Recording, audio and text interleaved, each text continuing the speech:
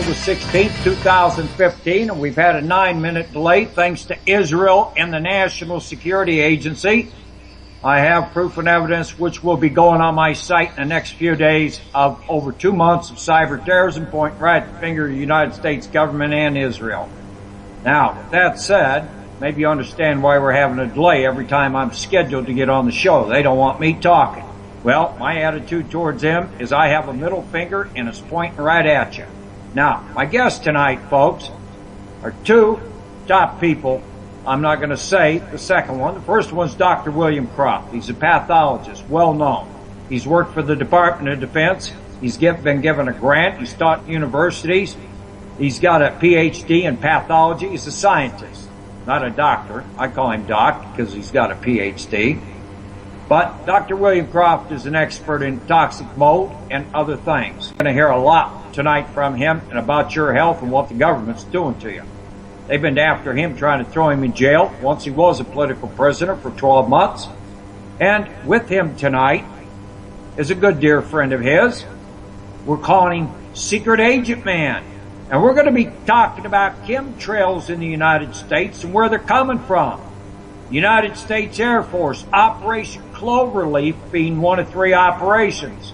And we're going to talk about where they're flying them out of and refueling, so you get your cameras out there and start taking pictures and tell all these dumb effers in this country that think chemtrails aren't real. Well, they are.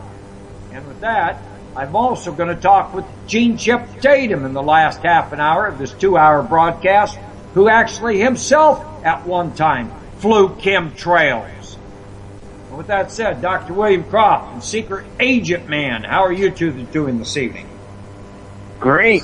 I'm fantastic. I'm doing just Thanks, fine. Stu, for having us on. I really enjoyed it.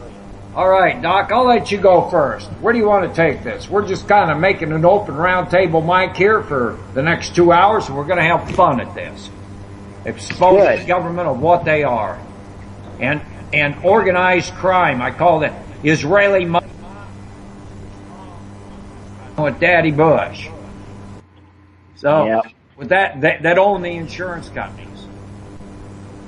Now, you fight the insurance companies all the time, right, Dr. Croft? Yeah, they don't like me because basically the insurance companies don't want to pay out on insurance claims, and so they don't even have a means to diagnose the disease. All the medical students aren't even taught anything about toxic mold. There's a lady I worked on in Green Bay, Wisconsin, who went to over 30 different doctors, and they couldn't give her a simple diagnosis of toxic mold. I couldn't believe it. She was almost dead. She said, Dr. Croft, you got to help me. If I don't find out what's going on, I'm going to die.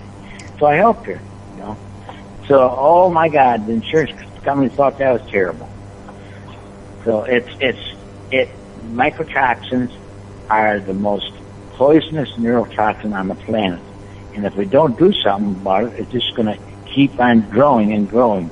I just learned a couple of weeks ago that we have breast enhancements. And these agents are becoming contaminated with mold, with yeast. Well, let me talk about how this all happens. The spores come into your body and as vapors of this stuff because it comes across your heating coils, and then it makes a vapor out of it. And you inhale that, and it attacks your immune system so that when more spores come in, those spores take off their overcoat and they put on the yeast coat, and they crawl down into your vessels where they're exposed to sugar and carbohydrates. And there they make more and more mycotoxins. And so they keep eating them. Now, there's one other thing that's very, very important, and Dr. Constantini told us the story a number of years ago. He says when the Earth was first being made, put together, the yeast and the dead material, the yeast was not consuming the dead material. So the hierarchy went down to God and said, hey, and they went to God and said, hey, we got all kinds of problems here. The yeast are not doing their job. Can you go down and check it out? So God goes down to him and he says, what's up, guys? How come you're not eating this stuff? We need to get this cleared up because the animals, humans and so on, are having a rough time. Can you get this gobbled up? oh, we can't do it because it makes us sick and things like that. God said, if I give you the enzymatic machinery to gobble the stuff up, will you do it? Well, of course. The enzymatic machinery. That means they can eat anything. In fact, up in Northwest country, up in the White Rock program was given to them to consume the toxic waste in the barrels and so on in the lakes, and they came out, and now it got into the waterways, and now it got into the water.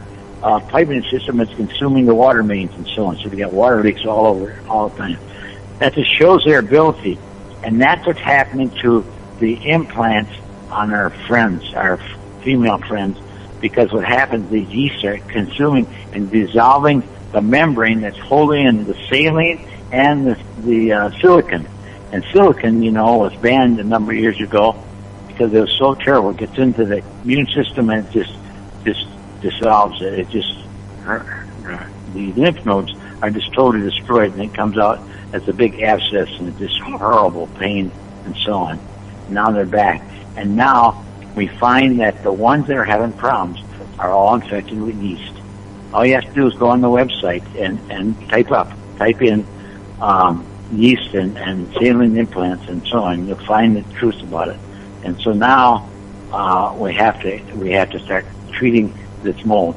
We're at an incidence of over 50% in the United States. 50%. If there is a outbreak of some disease like a virus, is at 1%. Oh my God, we are at national disaster. Toxic mold is a weapon of mass destruction. That's what got Saddam Hussein in the war with the U.S. They found a couple of toxic mold places, and they say, oh, that's it, toxic mold, we got him. And so if they accept that as toxic mold, then whenever it appears in your house, in this country, it is a national public health emergency. And that's what we have to do. It is an agent that will wipe out your brain and wipe out all the organs in your body. Now, how does it do that? It attacks the cellular factory so that the cellular factory cannot repair itself or maintain or repair itself or reproduce. And so, therefore, it becomes imperative to start waking up and getting people to move on this stuff. I just don't know what I can do except for I fight as much as I possibly can. The insurance companies, they decide who's going to do this and who's going to do that. And yet they have no experience. They've never looked through a microscope. They've never done any of that chemistry and work that I've done on this. I've studied it for 32 years, and I have all the research done. In fact, I'm going to have another book coming out on the pathology very shortly.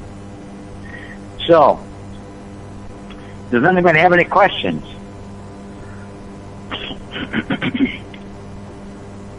Sorry, I had my mic muted. I'm sorry, it's one of these evenings. I'm dragging, folks. Been working too hard lately. Now, Doc. Okay. A lot of people don't understand about different things like toxic mold and how almost, what is it, half of America have toxic mold? Yeah, it's half of America now. Back in 81, 82, right in there where I started this research, it turns out that we figured it was about 1%. So every year it keeps increasing a little over 1% to 1.5%, and today we're up at 50%. We get 30% of mycotoxin exposure in the homes. And how do we know that? Because they go to the doctors, and the doctors report the allergies to these molds. It's a fingerprint of who they are and what they're doing. See, and then industry has about 10%, so we're at 40%. And then the other thing is that when a person goes into a toxic home or industry, he carries it home, and so that's the other 10%. So we're at 50%. It gets in your clothes, and it clings to you. See, it's unreal. Okay, now one of the things you've taught me about toxic mold as a building contractor and so forth, everybody thinks bleach is the key to killing it, when in fact it makes it into a toxic environment, correct? Yeah. Okay, so what you're saying is that if you use bleach, you could kill yourself and gas yourself to death off of mold spores. Whereas if you use ammonia, it automatically kills out mold. Correct?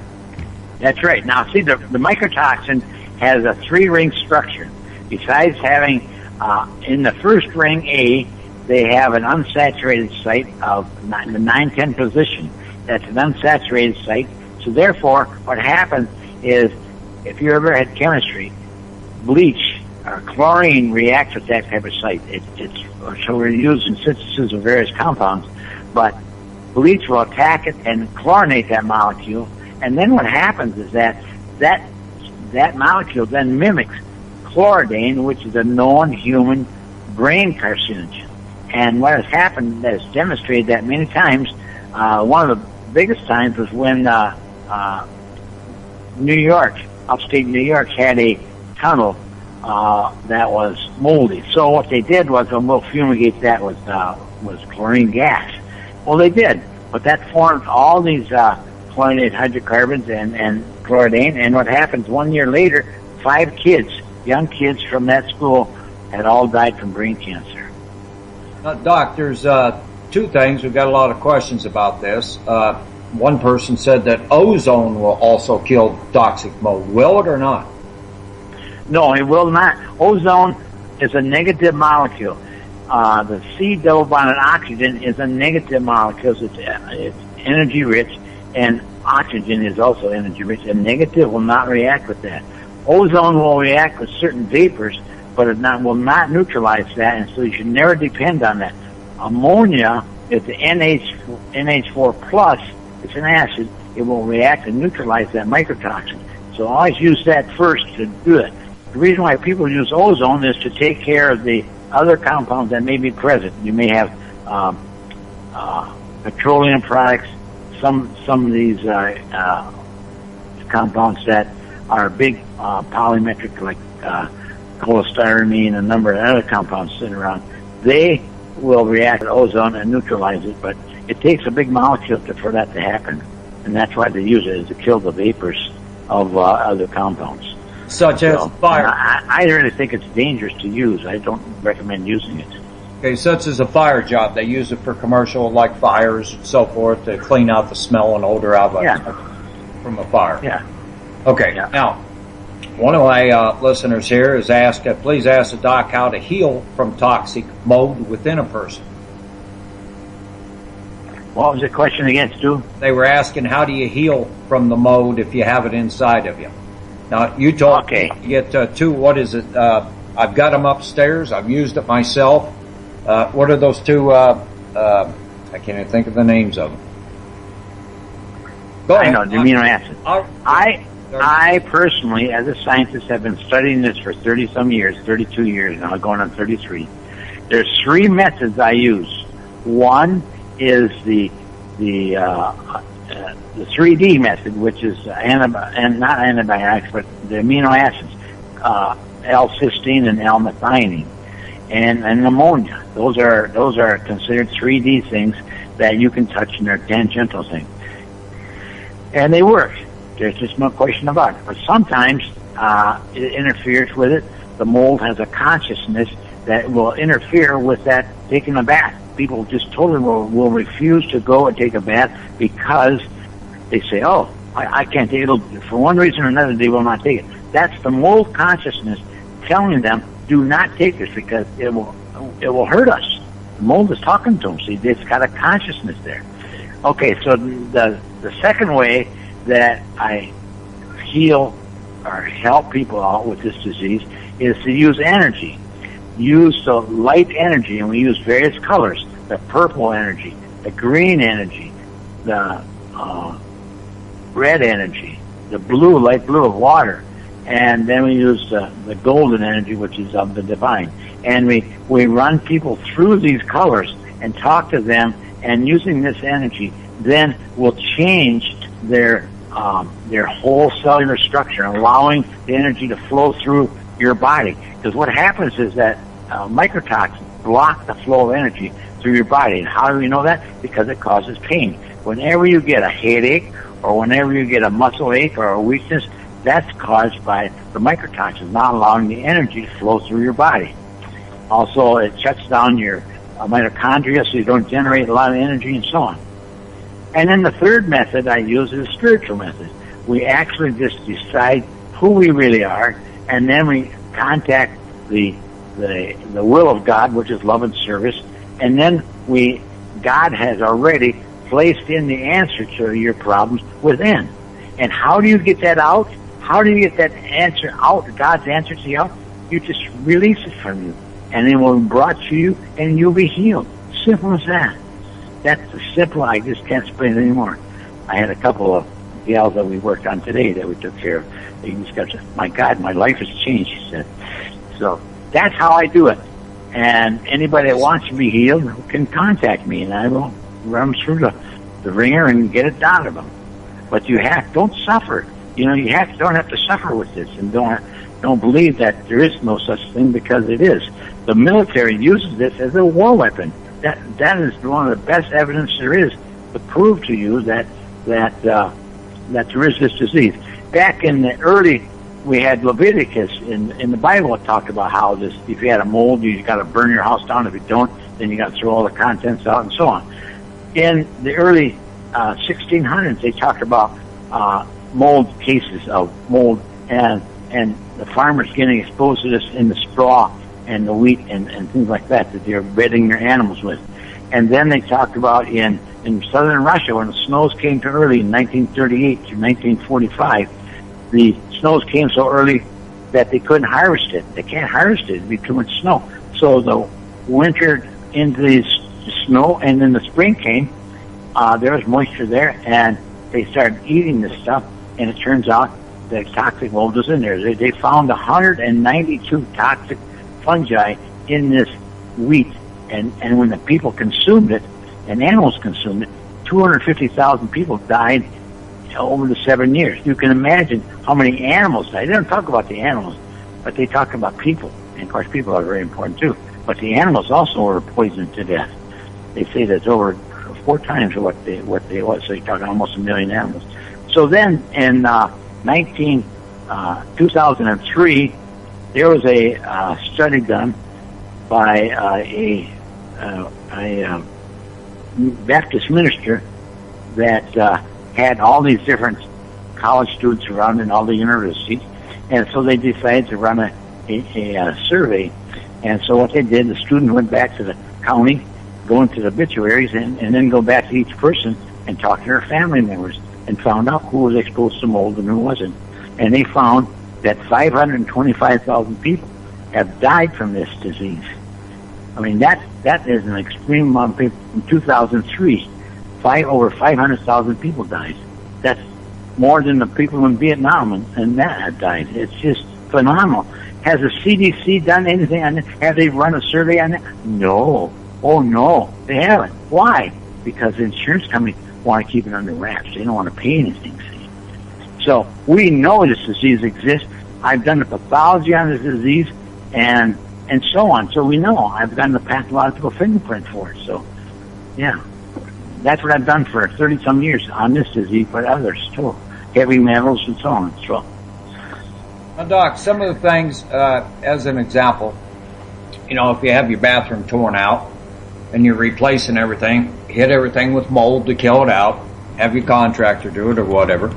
But if you're cleaning your bathrooms, folks, don't be using bleach. There's mold all around bathtub areas, shower areas. That's what some of that black stuff is in the grout and so on and so forth. Yeah.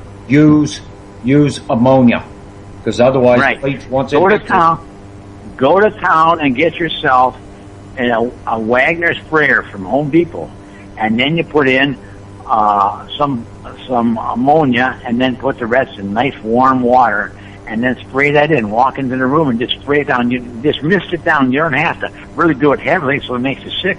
Just mist it down, and that will wipe out the mycotoxin. Now, if you smell dead bodies, I probably don't know, but if you smell something dead and stinky, that's where the ammonia has neutralized that mycotoxin. So you're doing yourself good. The other day I did a house for a gal, and she said, Dr. Croft, would you please spray my house? I got a problem here. I think, would you help me out? Sure. So I go and get my sprayer out, and I walk through the house, and she's, oh my God, I smell stinky in here. I said, that's right. We got the stuff that you were wanting to get rid of. So that's great. Now I also have another means of which I have come across in my studies, and that is a environmental company that has come up with a filter, air filter that uses carbon and activated charcoal to remove this gas, the vapors of this mycotoxin.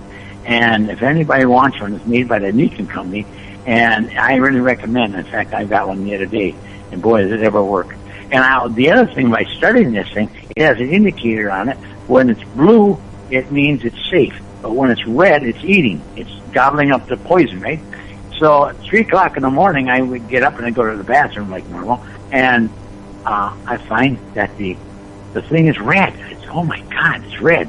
So I go and come back, and about 10 minutes later, I check, it's blue. So what that means is that this mycotoxin, the molecules attract each other, and it goes along like a gob or a clump, the terrible goop that they talk about. So molecules, toxic mold, will cling to each other because they attract each other, and that travels along. So my air in the air filter attracted it. So that's really can clean up a house. Can you ever get all the spores out? No. Can you ever get all the mycotoxin? No. But see, this is a good insurance policy to protect yourself against something that's going to start growing and you're unaware of it, because they can come up very quickly, especially if you get a little water, see. Okay. We have a bunch of questions. I'll throw a few more at you, but Doc, you told me, because I had symptoms of having mold, and had before the government tried to murder me and do those 3 car crashes, I was in the middle of a couple different jobs of tearing out bathrooms, and one of them after the first car crash and broke a neck, and now the others put me completely out of business. But I was in a situation that, of course, being in pain at the time, still doing it. But I started looking at this and realized I had some symptoms, itchy eyelids and a little fungi breaking out between the toes and this sort of thing, and realized it was. Now, at first, I'd gotten something from Hannah's Herb Shop. I like the place. It's called HANNAS Herb, HERB shop.com. Okay. They do saliva samples. They do all that. They can find things the matter with you folks that you have no idea from your saliva. Simple $40. They told me to get rid of the mold. The 2 things that they had one was called Blood Toner, and the other one's called FNG Care. And they sell it. I don't know remember what it was, like $10-20 each bottle. But you had told me later on to get L-cysteine. L-C-Y-S-T-E-I-N. Capital L-C-Y-S-T-E-I-N-E. It's an amino acid, and it has a sulfhydromoiety on the end of it. It's very aggressive with the mold, and it neutralizes that epoxide. That's what you gotta, because that goes into the S6 factory of the website there of the cellular factory, and that shuts it down, and it can't work and can't maintain or make any more repair. It shuts it right down.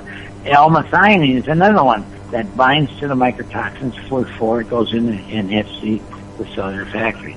So those 2 molecules, you take one L-cysteine with meals and the L-methionine between meals. You can get a hold of me on my website or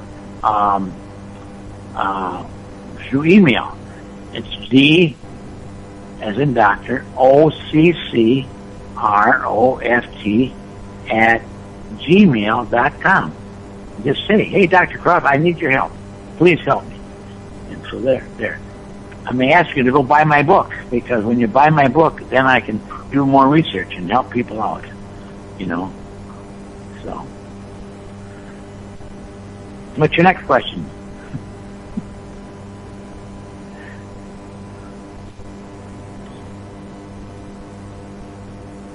Me with a secret agent would like to ask. Excuse me, my mic was off. I'm sitting there talking to myself. Okay, DOCCROFT@gmail.com, and your website is williamcroft.com, where people can come in and get information. And now, Doc, you test people for this, correct? Correct. We test the urine. The way we monitor the amount of yeast in your system, because that's what you want to know. Are you contaminated with this yeast or not? If you're not, great. But if you are, how bad is it? Goes all the way up to 18.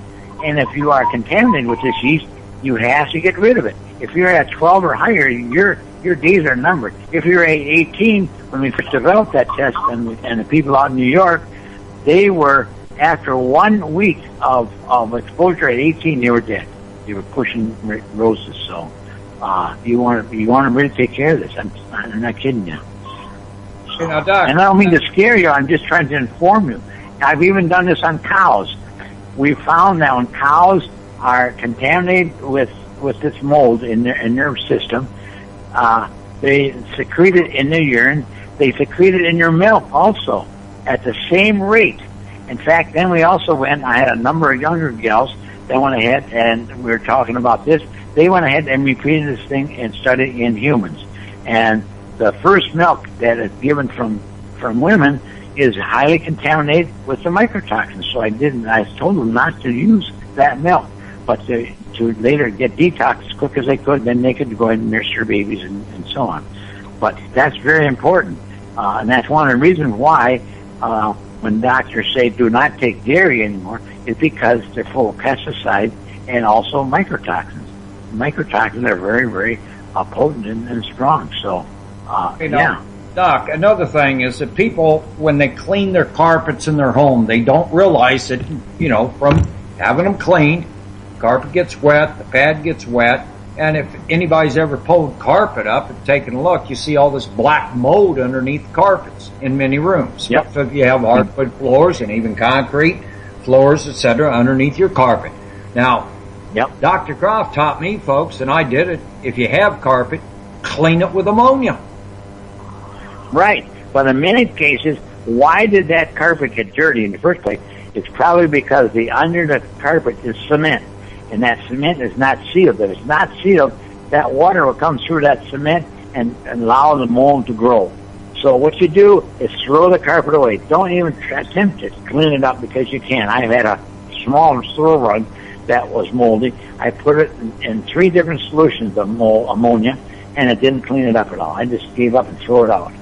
So, throw the carpet out, seal up the basement floor with, I use a product called Dry Lock. I always found the best for that. And it really seals up, and also is very good at, when homes are trying to float, because of the water pressure underneath the floor. I found that it helps seal up those leaks too. And you're very correct about the Dry Lock, because I've used it as a contractor on many basements that they had leaks in it. Just stopped the leak in a heartbeat. It works. Use. $25 very important a gallon at Home Depot, folks. It's use the latex though. Do not use the oil-based one. The oil-based has benzene in it, and that'll kill you. Oh, so use the latex. Doc, the very first time I used that stuff years and years ago, when they first came out with, that's all they sold. And then they got away from the oil and they went to the latex. But I'll tell you, if you've ever used that oil, you can't walk in that house for 10 days. You fumigate yourself. Yep. So make sure you use the latex. Okay, now, I've got a couple of health questions here someone sent to me, and on Skype, and they're in another country, and they said, any chance you can ask Doc how to get rid of genital herpes, although it isn't about mold? They're asking other health questions, Doc. Good questions. Herpes.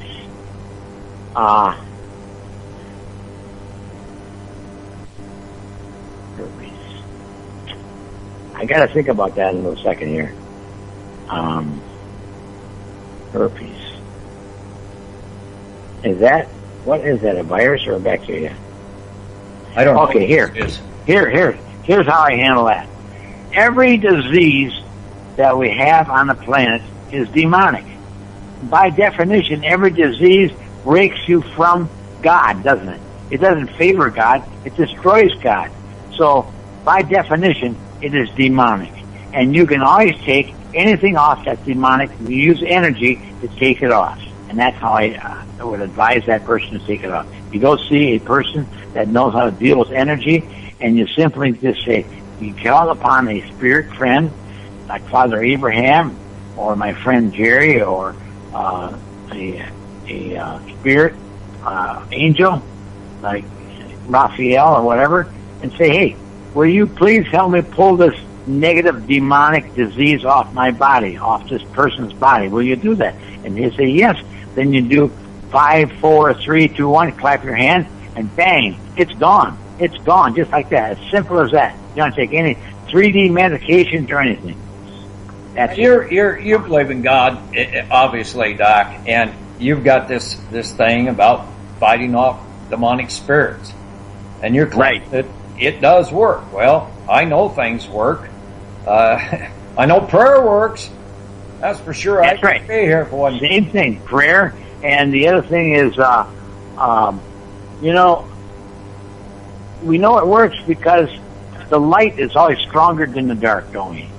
And the other day I had a friend that went through a very traumatic for the last 3 weeks. She was so sick, unbelievable sick.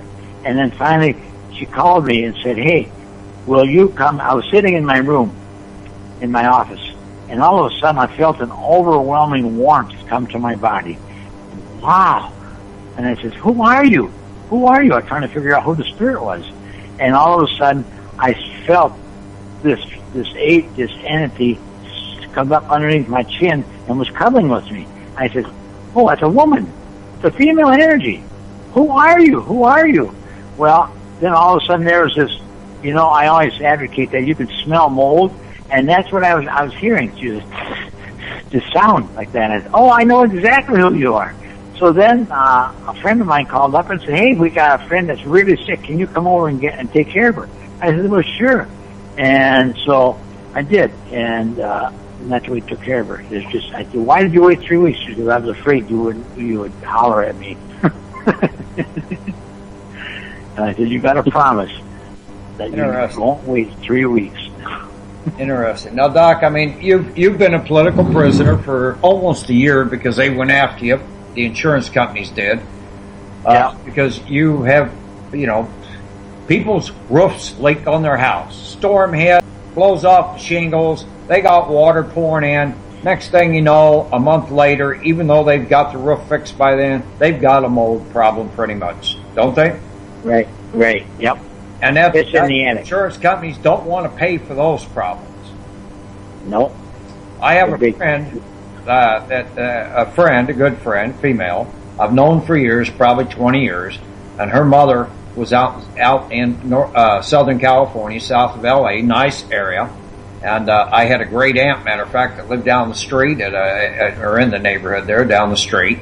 And the woman ended up dying. This woman ended up dying because she had a home and they had built it, and all of a sudden the builder hadn't, you know, left some gaping holes where the roof lines came together and so forth without anybody really knowing about it. 10 years later, all these houses started, their stucco started peeling off, cracking, and all of a sudden they're discovering mold and they're having to tear out all this stuff. Well, they did a class action, I understood, and everybody got paid and got the damages fixed, okay? But the problem is this one woman ended up dying, okay? And they didn't really diagnose it as mold, but later on they did after developing a full-blown type of cancer, and she died from it. So mold will kill you.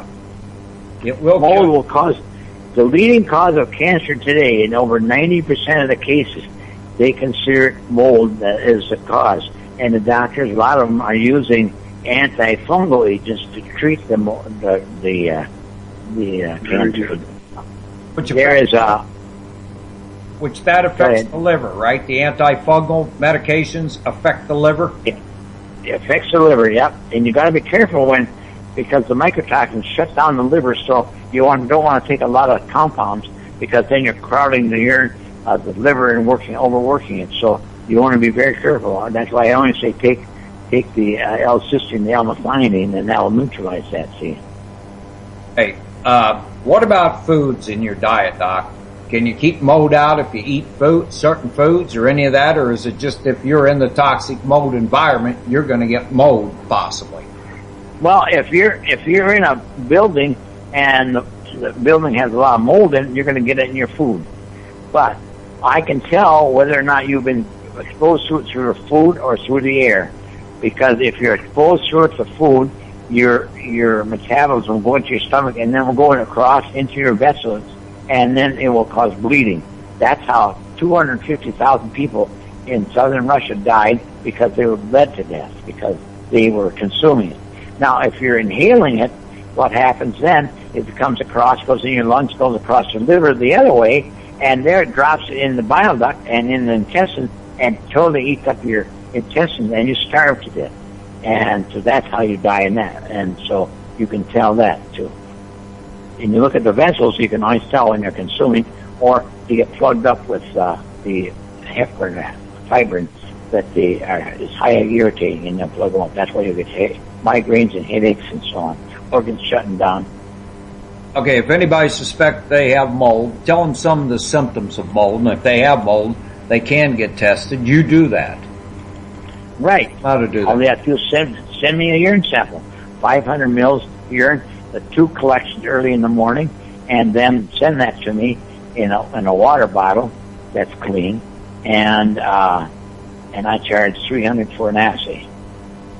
Okay, and you'll tell them exactly what to do. I mean, you've cured a lot of people of the toxic mold problem, and yeah, I've dealt with a lot of people. Diets, and so forth. We have to cut out a lot of the yeast products when you're doing this, and right. I had to suffer not eating my pizza and other stuff. Why I was taking my L-cysteine and methionine, and so forth. But you've been doing this for years now. You've noticed, and that's 32 years. How many? 32 years. 32 years. And I mean, you've done work for county, states. You've testified in court about different stuff. You track down. You find out from the animals, correct? Like mad cow's disease. How do you test? Say if they find out, someone's got a mad cow. I mean, give an example, Doc, of how it relates to humans. Well, the government. This is really interesting. Mad cow disease was the disease that it all started when they had the warble fly. And so the warble fly was causing a lot of economic problems. The hides weren't good. It wrecked a lot of meat and so on. So it became a big problem. So the industry didn't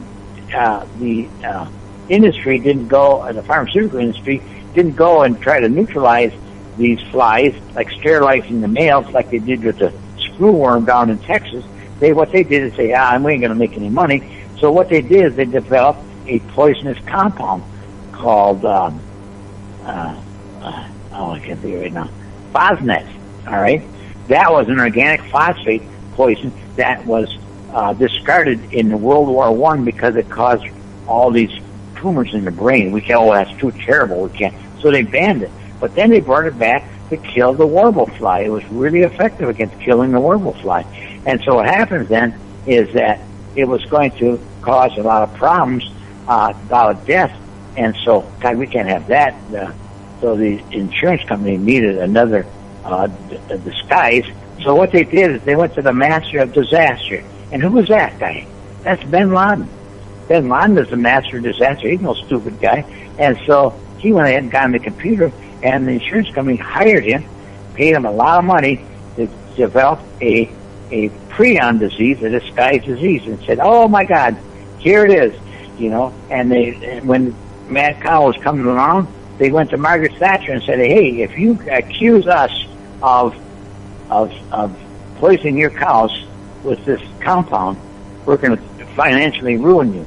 And that was a turning point in 1986 when the insurance company became dreadful, demonic people, because they took over the world. They wouldn't pay anything, and they just threatened everybody. They threatened the United States and so on. The farmers across the United States here, I remember when that was going on. Everybody feared that the birds were going to bring it in, that somebody else was going to bring it in. It was really horrible, because if they got into a herd, they killed the whole herd off. They don't just kill one animal. The whole herd goes. Well, that would be your whole farm, your whole life, see? And that could never cause that disease, because the prion is an agent that supports the enzyme that dissolves the acetylcholine. You got to read my book. The whole story is there. And I've worked it all up on the pathology. And so then the other end of it, blew the whistle on, is another pesticide is chlorothalonil.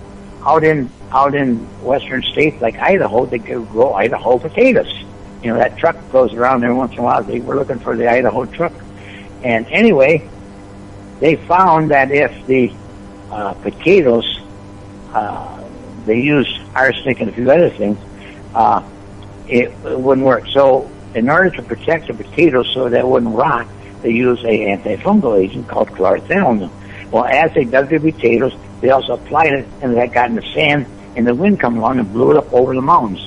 Well, the mountains act as filters, and so as it was coming down, it also got into the deer and the elk, and also people, too. It caused tremendous problems in people, but can't talk about that.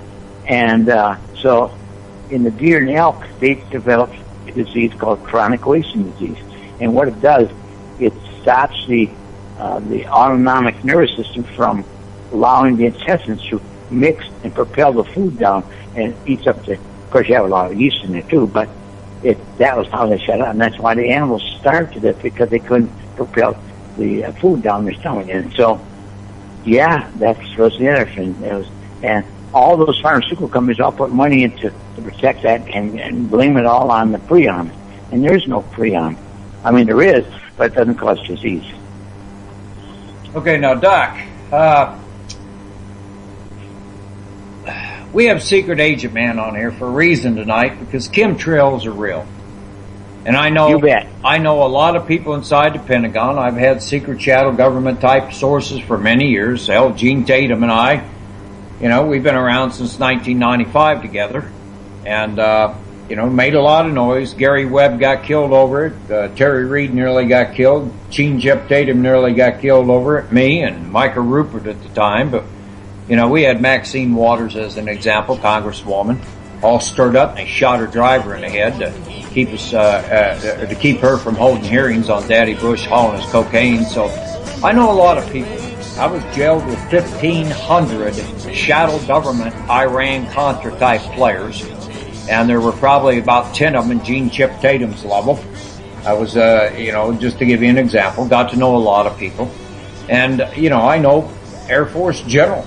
I know admirals. I know various people. I was in jail with a couple of generals. I was in jail with a lot of colonels in Springfield, Siberia, USA, for, you know, where they were trying to get rid of everybody when Iran-Contra got exposed, and Bush wants to cover it up before he leaves the White House to keep from the judge indicting.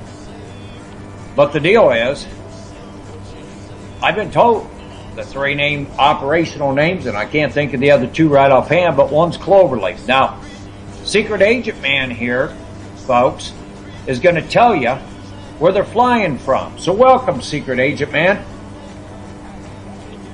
How are you doing tonight, Stu?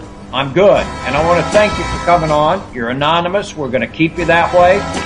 We've made it to where they can't trace this call. Now, I'm going to ask you, where are they flying these chemtrails, the United States Air Force? Where are they flying them from? What bases are you aware of? Well, first of all, I want to say it was absolutely brilliant, Professor Croft. That was an excellent explanation.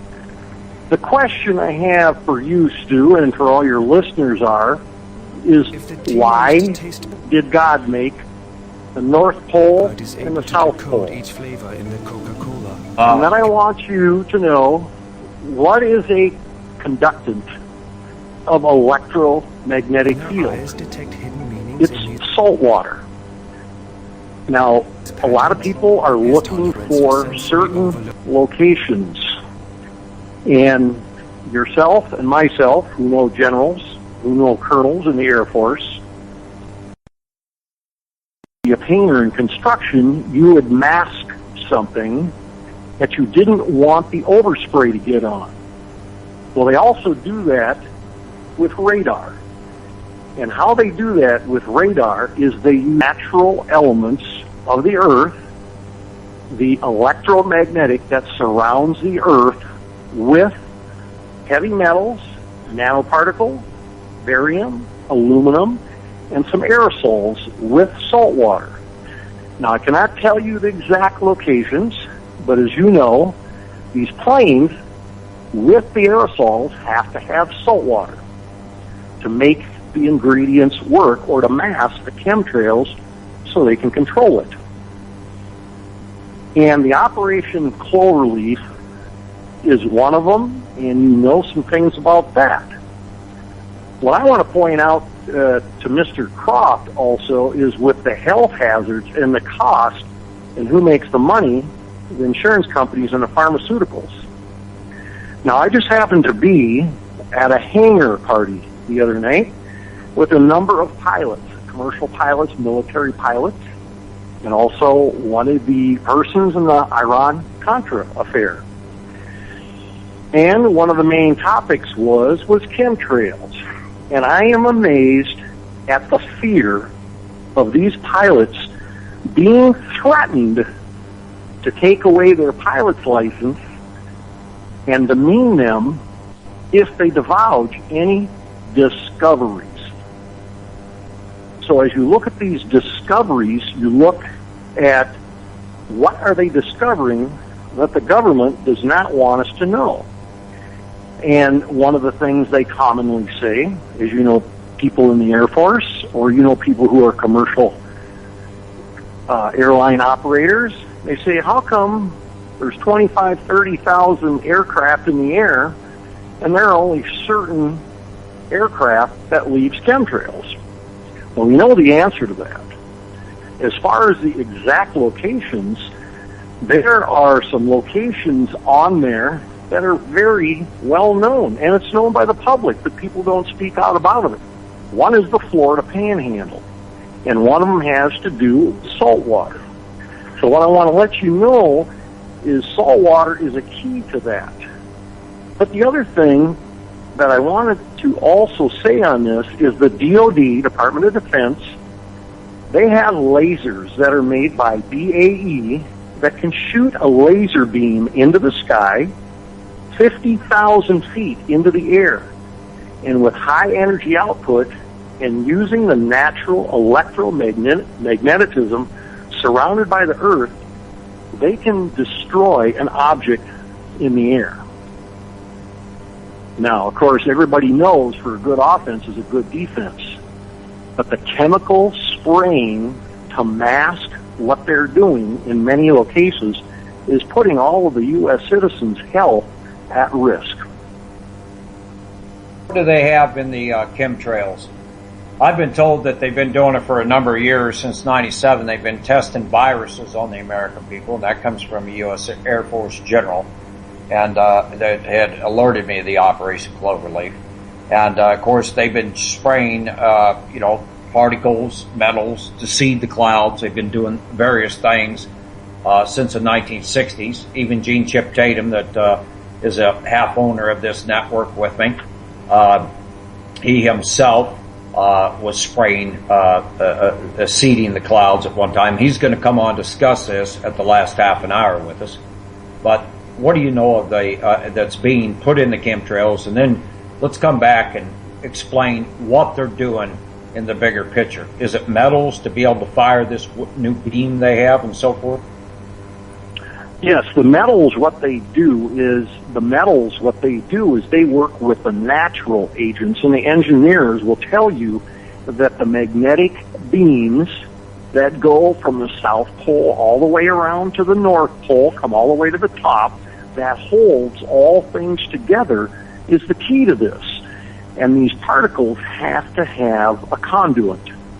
In other words, how can you and I use a North and South Pole to our advantage to disadvantage, quote, our enemy, at the expense of the citizens that have to suffer from the spraying? A question here from the chat room. Someone's throwing out his question. Chemtrail electronically grounding radar, etc. signal to salt water? Yes, it can. Yep. Absolutely.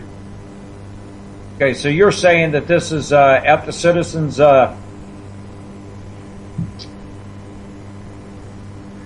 how should we put it? How did you put it? At us dying down here, many of us, and our health problems. Everybody's having them from chemtrails. It's actually a cover. The chemtrails is a cover, in a sense, for what our military is doing for our national defense, is what you're saying.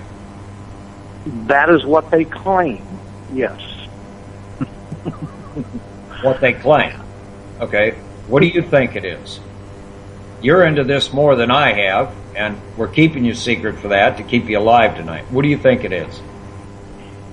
Well, the key is control, manipulation, and the advancement of their cause. And their cause is fear and control.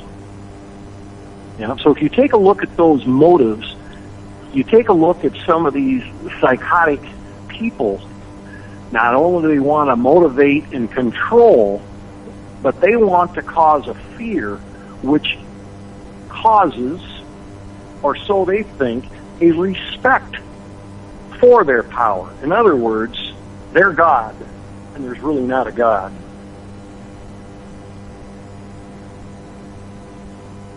Yep.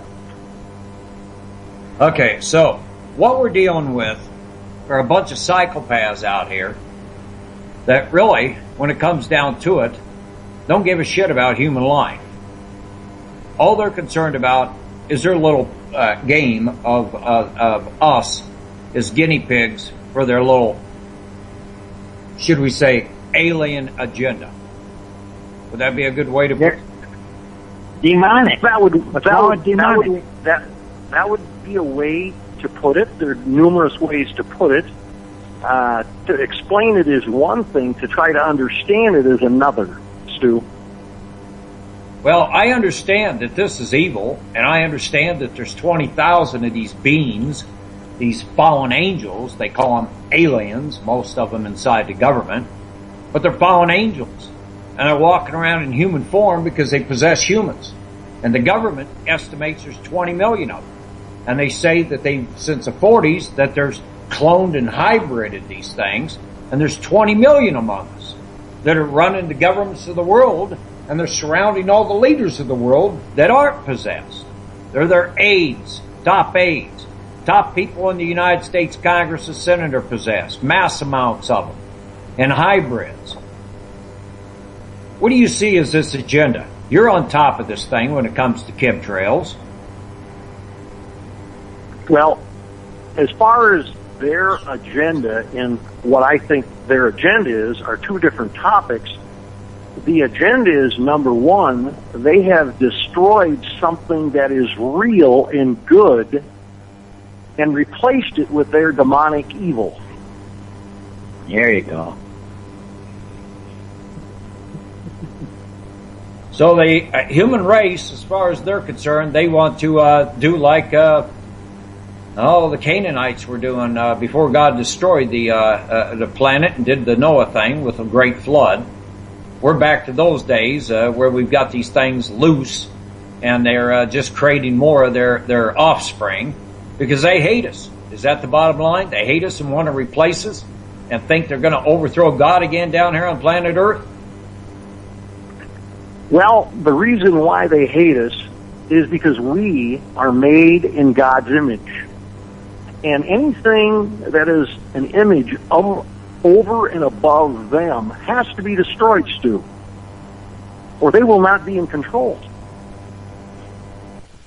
Now, we have the power. Obviously, you believe in God, and I know Dr. Croft does. We have the power and authority to cast this pieces of garbage out of here, off our planet, don't we?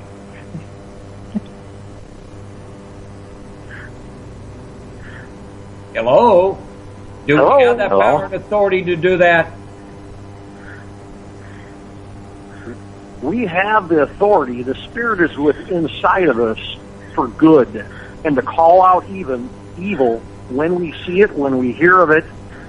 And what happens is the government destroys our ability for knowledge and imagination to use our talents for good rather than evil. Yeah. Okay. Now, all these chemtrails, all the chemicals in it, they have dummied us down so bad, it's like they have drugged everybody across the United States and other places with a drug and a chemical. You know, have you ever sprayed rats? You were in construction. You spray rats in a house, what happens to them? Next thing you know, they're walking on the floor. They don't know what they're doing. They don't know what they can see. And it appears to me there seems to be a lot of that here in America, where there is no fight, there's no spirit, there's no savvy, there's no knowledge. There's just a matter of existence for as long as the government allows you to exist. And that's it. And that's not life. That's not life. They want you to exist because they want to collect that money off of you, that rent off of you, or payments to them for your housing or your rent, and they want to collect the insurance every month off of you so you can drive down the street and collect taxes on every damn thing you do, including flushing your toilet. And well, that's what insurance companies do, is they collect premiums and deny claims. I mean, it's a very lucrative business. I got 3 of them right now that I'm getting ready to take on. Yeah, I know. And here are 2 of them. They got ticketed. The other one, they covered it all. They covered it all up for the assassins. So, you know, but the other 2 didn't get away with it because I was still breathing and talking. Where the first time I wasn't breathing so good or talking. Well, either whether any of us are breathing or not, there is a consciousness. And whether you and I want to say that, there is a consciousness, and it is in there, and it's in their minds and in their souls, and it's evil, and it will hang with them for a long time. Now, you know, I believe in the power of prayer. Something happened to me in 1997. God got a hold of me. And I actually went out and committed myself and got a baptized, I think, the 3rd time. I think I might have sort of taken. Because I knew the Holy Spirit was alive. And he started showing me the power of prayer. Within 2 weeks, a grand jury was formed in Denver, Colorado. And my evil ex-in-law, one of the Illuminatis, suddenly he was called for that grand jury. I was invited. I was being told by some shadow types they were going to cover it all up and not to give them what I had because I could come back later and burn them under racketeering. And the government did cover it up. And they fined him $80 million he got fined. And he was being watched for about 1.5 years. And then later on in 2004, he about got burned again. So he decided to go take a hike and leave the country and make himself look dead. And he went off to Cuba where 8 other mob dons live right in his villa down there on the east end of the island of Cuba. But that was God that worked that. 2 weeks he showed me. I've prayed with people. I've cast demons out of people. I'm nobody special. And I've seen it done. And I got witnesses to it. Kid possessed. Bad. Throwing stuff out his window. But I know God's real. And I know a heck of a lot of people listen to the show believe in God. Because I got a lot of friends that listen to this show that believe in God. A lot of people that I've become friends with. And they know it. But there's a lot of people on this planet that don't believe it. But yet they will sit and call the aliens and their agenda and the Illuminati, who are 12 men possessed, the top 12 in the world that are possessed by these creatures, these fallen angels, aliens, whatever they want to call them. And they'll call them evil. And they've come to recognize it's evil, but they can't recognize that God's alive. Well, there is a mask that goes over your heart and your soul and your spirit and also your eyes. And when this mask is lifted, as it was lifted for me many years ago, and realize that there is an intelligent being and a creator. Stu, one of the things I want to let you know is you are very special. You are unique. And that's why God created you. That's why he gave you the resources, and that's why he gave you the power to put on this show so people have a voice of opinion. Because what it does is it gives you hope. And that's what the aliens want to do, is take away all hope. There is no God. There is no eternity. But you and I know different, don't we? Yeah, I do know different. And I'm only breathing after 30 attempts plus on my life. I'm only breathing because of Jesus Christ, my Lord and Savior. So, I believe in God, and I know a lot of people don't. And we've got a generation of them that think, well, hey, I don't have to pay for what I'm doing down here to fellow man or fellow animal or fellow anything. I don't have to pay for this. Well, they got a surprise coming after their 60 to 100 years are up. Don't you think so? That's all it is a breath of air, 60 or 80 years. Of course, with all the eugenics going on now and some of the microbiotics that are going on, I'm sure that you can tell people, they're telling these very rich elite and the aliens that they're going to live 500 years, 1,000 years.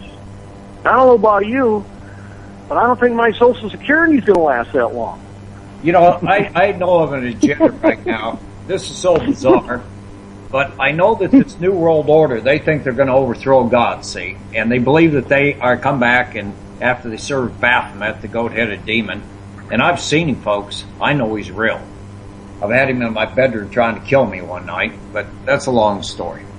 But they believe after they serve him in hell for a year that they're going to come back to life up here on earth and they're going to be reincarnated in their daughters or granddaughters. It's always the females, they're going to, and et cetera. Now, this is how bizarre that they've become. They believe, this is what I've been told, that when they take on these aliens, that the fallen angels possess them. They grab, and I wrote a story about this, Illuminati Wizard of Oz. You can go to stewebb.com and find the story in the search box. How they get 6 to 12 extra senses. So they can sense, as an example, someone just fired a 50 caliber. It's called a 3-mile solution in the CIA with a scope. They just got fired at for 3 miles. And that thing's coming at them. They can sense it, and they know to duck. Those are the extra senses that the fallen ones have that we as humans don't have. But when they're possessed, they get that. Now, I know people that have worked directly with my ex-father-in-law, people that have worked directly with George Herbert Walker Bush, with Henry Kissinger, with Meyer Rothschild, with Lawrence Rockefeller, which was one of them. David Rockefeller is still alive, his brother. Many people have worked with these people. That's how come I know about all the names of them, the 12, etc. Now, they say the same thing. Gene Chip Tatum worked with one of them, with Daddy Bush. It was his boss when he was president of the United States. And he's going to be on here in another 20 minutes. And we're going to talk about some of this stuff, how evil these people are. But they have gone to such a bizarre thing now that they built a cloning center out in Anaheim. And up the street in Santa Ana, they built a STEM research center or vice versa. And one is a place that their bodies, if they die, they're going to be put on ice until they figure out at the STEM Research Center how to attach the spinal cord to the base of the brain. Now, this comes into your area of thinking, Doc, as a scientist. And this is what stem cell research is all about, to ensure that they can remove their old brain out of their dead, frozen body and put it in one of these 25 clones that each one of them did with a couple. 25 couples, all 12 of these Illuminati top chiefs did this in 1991. They have sons. They have sons in their early to mid 20s now, so that was 91 to today's date, be mid 20s. And they raised them and they paid these couples to bring these kids up in homes similar to theirs that they were brought up in, so they would think like them, feel like them, act like them of their past. So they can use their bodies and have their own old brain put in it. And I'm also aware, this is for the audience here, that in Area 52, Papoose Lake, Nevada, which a good friend of mine was murdered, Ed Slade, a U.S. scientist, CIA scientist that worked with the aliens and helped them build toys for nearly 30 years. And all of his colleagues died, and they tried murdering him, hit him with an energy weapon and put him in a coma for 3 years. And they thought they had done him up, and his memory came back, and I rejuvenated him, should we say. And before I left Las Vegas in 2002, we would sit and have lunch every other day. He treated. I didn't have any money, but he had a retirement, so he'd take me out to lunch for the $3, $5, buffet special at one of the casinos, and we would sit and talk for a couple hours every other day. And I learned things that I never even knew existed. And what has happened as far as technology is so far advanced, and what they're doing is off the charts. But one of the things he told me is his good friend that I had the opportunity to sit down with, another U.S. scientist. They had already had a project going. And their project was they could set a human down in a chair, hook up these diodes to their brain, and they could extract their memory in 15 minutes and put it into a computer chip. Everything but 3%. They were lacking that little intimate details of maybe a secret bank account that they knew they had it with that bank, but they had the number written down or something. It was just some little things that they couldn't quite get that 3%. And if anybody could ever come up with that, they're willing to pay billions of dollars to have that. So they won't have to have a brain transplant. They can just hook up the diodes to their brain and shove it in their clones so they can live on, they think. Is that reality? You don't want to know what I think or what I know. It sounds like amputation of the head, and a lot of people have that already. I think it's a disease. But Stu, I think you're on a spot where it's far, far more advanced and worse than what you have just stated. I'm also aware that they can make a loaf of bread out of element 115 that doesn't exist on the element chart, called the polonium, that they made robotoids out of. Those look like humans, but they stand 6 feet tall. The robots. DuPont Corporation began manufacturing them in 1990. We have about 1,400 in the U.S. Naval Arsenal. The robots, and they got a skin that grows on them, and it's a living organism of metal, and they're called mu metal robotoids. The Chinese were sold the secrets in, I believe it was 1995, around 1995 by Daddy Bush, and the reported number he got was $2.5 billion, and the Chinese actually put it into manufacturing, and they got 2 million robots, and they actually have some of these robots parked in different places around the country in evergreen containers. You ever seen an evergreen container parked in a small town someplace? But yet, you would think it was a construction company's container. It's one of those containers, that they pull off of shipping docks. I've been told they're parked about 10,000 of them around the United States. In case if they need to take us over, you got a robot to shoot at that will bounce bullets off of it. And the only thing that will penetrate it is an armor-piercing bullet, and you got to hit the head because that's where they put the brain of these robotoids. Let me go further. Element 115 fused with 116, 117, and a little radiation becomes what they call top secret. I'm giving a top secret thing out, folks. So NSA, listen in. It's called the polonium. It's what the flying saucers are made out of. So when they come back into our atmosphere, they don't burn up like the space shuttle has to have this huge tile shield on it. They don't have to. When they hit the atmosphere, it doesn't burn up the metal, and it begins glowing, and it will remain kind of a orange. I've seen them hit after they were dropping in out there by Las Vegas at Area 52. It's called Papoose Lake, Nevada, the secret site, not Area 51. But they have come so far in advance. What my friend worked on, Ed Slade, U.S. scientist, said that he was told to take the piece of metal out by his 7 foot, 2 inch, 4 inch tall Nordic looking friend. Ed, did you get everything all fused up? Get it? We'll bring it out here and set it over here. Count off about 50 yards and come back. And then he says, now I'll show you what you made, that loaf of bread of metal. All of a sudden it turns into a flying saucer. Ed freaked out, and he was telling me the story. He says, Stu, I can never talk about that, but you can after I'm dead one day. And I'm telling it. And then he says, how'd you do that? I thought it into it. And all of a sudden turns back to a loaf of bread. He says, now think into it, or think it yourself, Ed. He says, just close your eyes and start thinking it into a flying saucer. So Ed did, and he's trying to think in a flying saucer. And all of a sudden the guy says, no, Ed, you're thinking the wrong way. Think this way, think that way. He was reading Ed's thoughts. It turned into a flying saucer, so he got a little trip outside the atmosphere and back. That's how far advanced we are. Now that occurred back in the 1990s. How far advanced are we, secret agent man, that you want to talk about that you're aware of? Well, the advancement of mankind and the advancement of masterminds and the advancement of evil minds are all different matters.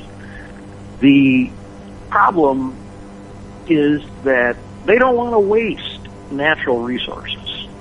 They need to save them.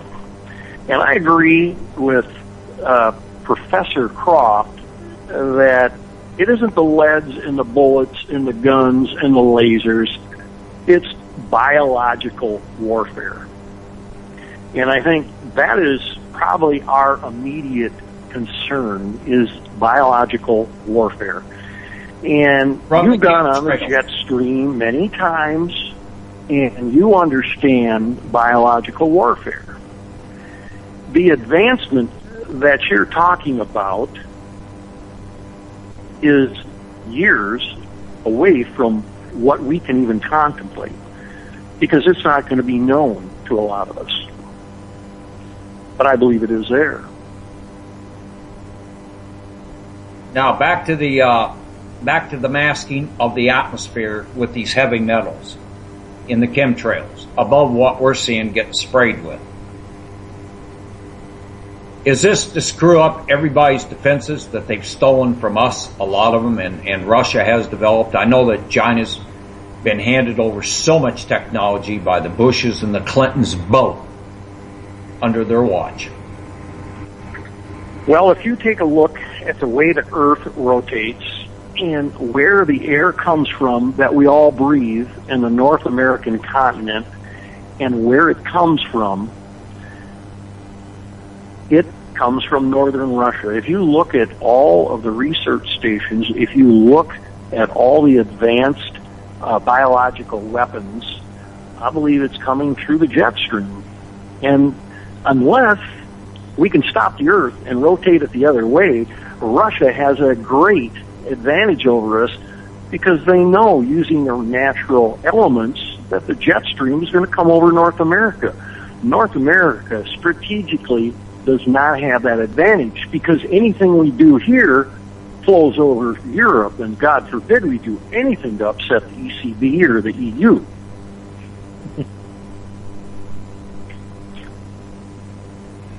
Let's see if we can gene chip Tatum. Are you out there? You want to join us early? I know you're listening. You're supposed to join us. Maybe you can join us, whatever. Now, Doc, I got an open mic here with both of you. Where do you want to go with this? Where do you want to what? Where do you want to go with this? Well, my first impulse is when they start try to recreate these individuals, is that every individual is, according to God's law, has got to have a soul, which is a piece of God directing you, and you got to have a spirit. The spirit creates it, and the divine comes along and says what's going to happen, what you're going to do. You got to do your karma and things like that, and learn to advance, eventually make it back to God. Now, when they stop thinking about the soul and the spirit, then that isn't even, it's not even a human anymore. It's just a piece of tissue, and or a robot, a biological all the robot. eugenics on Earth will not create a spirit, Professor Croft, and you know that. Yep. Now, just for the edification of the listeners, I don't know whether you gentlemen have ever heard of this, but I had a friend that bought the books. and was telling me what was in it, giving me a quick synopsis of it. But one was called The Divine Revelation of Hell. Have any of you heard about that? No. It was a Jewish gal that, you know, she wasn't sure whether Christ, she was coming to the point, was Christ real or not. Well, Jesus grabbed a hold of her and took her down to hell for 3 days and left her there. And she got to see what it looked like. And it was a big V. And it looked like a V and big fire coming out of the middle of this long a river, V-shaped cavern that she could see, or, you know, real dark except for the fire, light putting off from the fire. And it had levels of levels like it was a V-shaped mountain. And it had different levels, and on each level had jail cells and a walkway. And it had round doors on it that, you know, just closed right into the face of the cavern, and on both sides as far as she could see. And all she saw was these reptilian-looking beings with tails running around, ugly things, running around, opening up a door, and 5 or 6 of them go in there, and they'd start chewing on some human that was in hell. They'd gone to hell. And taking big bites out of them and big chunks out of them, and, you know, they were yelling and screaming and all this massive pain. Those entities are called reptilians. Okay. Anyway, they were chewing on them, Doc, and then they would leave and they would go to the next cell and torture them. And it was nothing but torture and punishment, and they got it like 3-4 times a day. They'd come back and do it to them again, and they were suffering all this pain. Well, then, after this happened, God came down and was begging God, Jesus, get me out of here. You know, oh yeah, I'll bring you out of here. So, why did you do that to me? You want to know if I was real? I'm showing you where you're going if you don't get real with yourself. So then, he had her write a book. She wrote a book. She got saved, became born again, got the Holy Spirit. She wrote a book for him, Divine Revelation of Hell. Then he says, okay, well, you've done well, and you believe in me, and you're praying to me now, and you're doing the right thing, and I'm empowering you with the Holy Spirit. Now I'm going to take you up there and have you write a book, The Divine Revelation of Heaven. And then The Divine Revelation of Angels, showing her the difference between the fallen ones and the real ones, and what the real ones are all about, and why the fallen ones came down here. Now that's basically what the books are. They're very good books to read if nobody believes. But I was sitting talking to Jeremy Floyd. I used to do a lot of radio shows with him. He was at one time on Aloysius Jonestein's late night Genesis Network. And I did quite a few shows with him. I did a couple shows there, and Jonestein kicked him off for bringing on, I think it was Barbara Hartwell, discussing Ted Gunderson sent a SWAT team in to kill me, playing his little game, and they left after 5 hours of interrogation. And but Jeremy had the same event. He told me before I told him about those books. He told me how he was hanging in a cage, was using drugs one night when he was about 18 or 19, and all of a sudden in his sleep, God took him to hell. And he took him down there, and he's hanging in this big cage, wooden cage, and it had bars on it where he could see out like windows on each side, and he saw the exact same thing he's telling me about. So I never said anything about these books, Divine Revelation of Hell. Nothing about it. But he's telling me about the whole story, and as far as he could look up and see out those bars, he sees this rope way up there, and it ends. It's just like someone's holding the rope. He didn't know what it was. And so then all of a sudden the cage begins to start to catch on fire, and the floor starts burning out of it. He knows he's getting ready to drop. And he screams, "Help, Jesus." And that's when he found out Jesus was real. And after that, he started serving him. Sometimes God has to wake people up to do things like this, doesn't he? Not only does he wake us up, he gives us a purpose, he gives us the assets, he gives us the power, and giving us the distinction of the service for him. And one of the main revelations in this is it's called a spiritual awareness. And that spiritual awareness is what I like to call discernment. Discernment. And that is a word that a lot of us do not understand, including myself sometimes, or other people, why, what, when, and where things happen and why they do. Discernment of the Spirit, and that little feeling says, don't go there, don't be there, and you listen to it, and you don't go, and then you find out you're still breathing. Doc, you been in any of those situations? Oh yeah. I was just trying to think of one. How do you know what is truth? We're looking at all this stuff, and you say, oh, "My God, is this real, or what is the truth?" And if you can feel it, then it is truth. If you can feel it to be right, then it is truth. And the truth is forever, where a lie will not last for a few seconds. And Professor Croft, I'd like to add on, one of the things that I have learned from you is that truth is love, joy, peace, patience, kindness, meekness, and self-control. And a lot of those, none of us can control, but only the true source of truth and love. And that's where I find Jesus Christ, my Lord and Savior. Yep. Well, gentlemen, now, I'm hoping one of the others, Tatum and Joe in a few minutes. Hello? Go ahead, I'm sorry. Hello? Yes, go ahead. Yeah, one of the other things I learned is that what is healing? Healing is, love is the most healing energy on the planet. And scientists have shown that the molecules are rearranged with love. And the scientists have shown that love is put together with the string theory. It's a theory where all God has to do is tug on that string and it rearranges all the molecules in the body. And my father does the work. I don't do it. But all he has to do is pull on that string and you're healed just like that. And when that really happens, it just brings tears to my eyes to see that and feel that. So. Well, I got a message here from Tatum. He'll join us at 9:45. So you guys, I'm going to give you 15 minutes to really get into, should we say, the last 15 minutes. If I'm going to hold and ask for both of you to stay on with us all the way through and throw any questions out at Tatum if you desire. Unless you guys have anything more to say, we could bring in some callers in for questions. Go ahead, Doc. Well, one thing I'd like to do is advertise my book. Helps me continue on with my life and my research I do.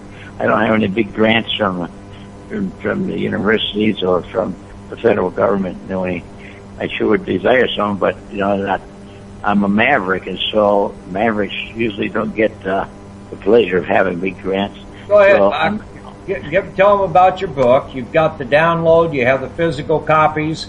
Downloads cheap, physical copies a little bit more expensive. Your website is William Croft. Give it all out, Doc. Thanks, Stu. Okay. Well, I really encourage you to read it because there's a lot of different cures for different things in there.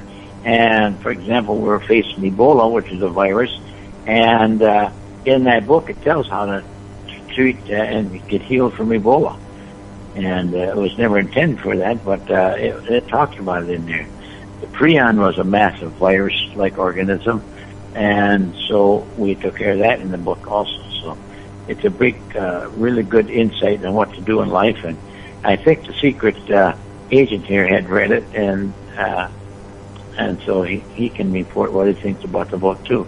So, but and Stu, you even need to have support and have money coming in to keep your work going too, which is exceedingly important to get the word out, to let people know what's happening. I just can't say enough about it. That's one of the reasons why I wrote that book, is I tried to do scientific papers with that information and you just squelched it. So I said, okay, we'll just write a book. And so I had a lot more fun writing a book than if I would have been writing a scientific paper. So.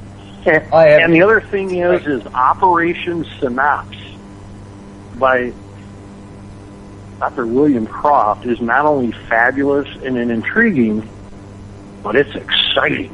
And I love excitement. Excellent book, Croft. Thank you. It is good, Doc. I've got a copy you gave me, and I've read about half of it. If I read everything that everybody sends me, I wouldn't be sitting here talking on the radio, I guess. And I hate to read, quite frankly. It's like I hate to write stories. I'm more the verbal guy, you know? More the guy like, why deal any longer with the Justice Department? Let's just go hang them all, you know? Yeah. Well, you know what, can't Croft? do that. There's all of a sudden guys showing up here with dumpsters that weren't ordered. So I think the secret agent man is signing off. God bless everybody. Okay. Take care of yourself. Okay, thank you. Take care. Thank you for being here. Yeah. Okay, the reason for that, security reasons, folks. Now, Doc, where do you want to go for the next 10, 15 minutes? Tatum will be joining us in a few minutes. Well, I would just like to, I'm trying to think of a subject right here, right now, but, you know, things seem to be occurring in life, and so, you know, what do you do about it, or whatever, where do I go, what do I do, and things like that. And so I always like to go through a meditation where I sort of sit there and just let things happen to me, come to me, and then realize I'd say this prayer where, who are we? Well, we are the light of God. Can you feel the light of God? Can you feel that? Yeah, it's a little warmer and I can feel that light. Well, can you feel the will of God? In other words, can you feel love and service for God? That's what the will is. Yeah? Can you feel it in the trees, the big magnetic trees? Can you feel them in the oceans, that energy that comes from the ocean? How about the mountains? And how about the sun? And then what you need, if you're ill, God has already got the answer inside you. So all you have to do is just release that into the open, and then you can use it. Doc, what do you think about organized religion? I think it's a way to control the masses. And, you know, some Paul Fagoon coming up here and saying, "Hey, come up here, and definitely. Come keep the bench warm every Sunday." And it's bizarre when you go into a organized religion, so-called church, and the first thing they do is pass around the plate. Hey, we need a donation here. Yeah. And come up here and I'll pray for you. And on the way out the door, give me your payroll for the week, and God's going to bless you, and you'll be one of the 200,000 saved and raptured, and Thessalonians, garbage. Yeah. Well, I say if you're gonna, it's Doc. It's like meeting a good-looking girl. You see some good-looking girl that just turns you on, and you get tongue-tied, and you're in the grocery store. If you don't go make your move and at least say hi, you might as well just forget about it. Quit staring at it. Yeah, you're not a man. You can't start a relationship without talking to the person. Period. Yep. That's right. With Christ, you cannot start a relationship unless you ask. Yeah, and I tell anybody that doesn't believe in God, and I'm not trying to play preacher tonight, but He's real. And if you don't believe in Him, do this. Test this. Say, hey, Stu told me to get on my hands and knees and ask you if you're real. Asking for one favor that you need. One small favor. Don't ask Him for $1 million or ask Him for a big new car or any of that stupid stuff. Ask Him for something that's really in your heart. One thing. Yep. And then quit sinning for a while and wait for the answer. 9 out of 10 times He will answer those prayers. Yeah. Because we're coming down to a wire. We're coming down to where you're going to need your spiritual warfare and your power to fight off the enemy. We're at that day now, where every day of your life is that way. But it's going to get real wicked and nasty unless we change the direction of the way the planet is going, which means the United States government at the very top needs to have an enema. It needs to be removed. It needs to be flushed down the toilet. And the only way it's going to get flushed down the toilet is for the American people to rise up and take care of the problem, because there's not going to be anybody inside government doing it. We're going to talk about these exercises, Jade, whatever it is, that the Israeli stooges and a lot of the government stooges on one side are running around saying, oh, they're getting ready to pick everybody up. And on the other side, they're saying, oh, no, it's just an exercise. Don't worry about it. Well, exercises at some point become reality. They do exercises for a reason, to get prepared if the day ever comes that they have to do it. I don't know about the rest of you, but I'm not going to a fucking concentration camp. Okay? There's going to be gunfire, and there's going to be a lot of dead bodies. And then I'm going to be hunting a lot of people. I'm going to go on the wild man hunt. And the hunt I'm going after are the top Illuminati dogs that need to be put down, if that day ever happens. In the meantime, I'm going to ask everybody to start getting riled up about prosecution. We need to prosecute these people. Nobody talks about the prosecution. That the whole Justice Department is corrupt at the top layer. They all need to be removed, and we need to start gangbanging the White House with petitions to remove these filth that are protecting the filth. And we need honest, clean prosecutors that will do their job and bring this 12 filth and their top chiefs that have robbed, looted, and destroyed this country financially, that are behind these wars. This is the Bush, Israeli, Millman crime syndicate, because that's who it is. And they have destroyed us financially. They have destroyed us. They're killing our kids. They're doping our kids. They're doping this country. And we need to clean it out. And we need to do it soon. If we don't, you're going to see this exercise go live at some point. Not this one, but some other exercise in the future. Now, Doc, you see it going that direction too, don't you? Yep, and there's no question. You know, I a few years back, I found out about toxic loans and all the things that are happening, and I was wondering, what is the federal law? Well, I came across a federal law that says you can't do this, you can't do that, and the pathologist has the final rule. Well, they don't even consider pathology anymore. It's got to be chemical. Well, chemicals don't. They use the Dolber dose. Well, the dose determines the diagnosis. No, it doesn't. Pathology does. You know, so it's just getting totally on the hand. It's getting so frustrating to even to go and try and go to court, because it's all controlled by the lawyers that just do whatever they want. This country's out of control, and our Justice Department is out of control. Now, Gene Chip Tatum, are you there? The world would be better without attorneys and politicians. I am here, Stu. Hi, Doc. Well, I have a statement about attorneys. The best attorney is one with a Mack truck tire track over its face. Well, I'd like to start out with a description.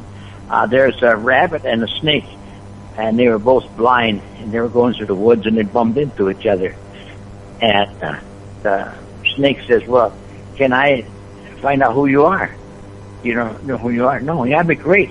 Well, let's see. You got a fuzzy little tail. You got fur all over your body. You got great big ears and a fine little nose. You've got to be a bunny rabbit." "Oh, thank you, sir." She says, "Well, can I figure out what you are?" "Oh, yeah. Listen, you're long, cold, and clammy, and you got a big mouth. You got to be an attorney."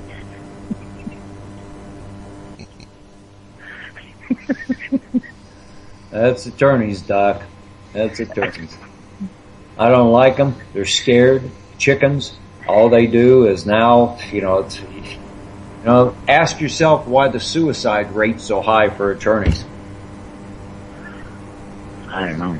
Very high. It's one of the highest in the country for a profession. Now, Gene, didn't you fly chemtrails at one time? You know, Stu, we did. We'd fly back and forth, pick up people out of Sandia Laboratories in New Mexico, and we'd fly patterns. We would ask them, where we're going, what we're doing, what we're spraying. we'd get up to altitude and open the canisters.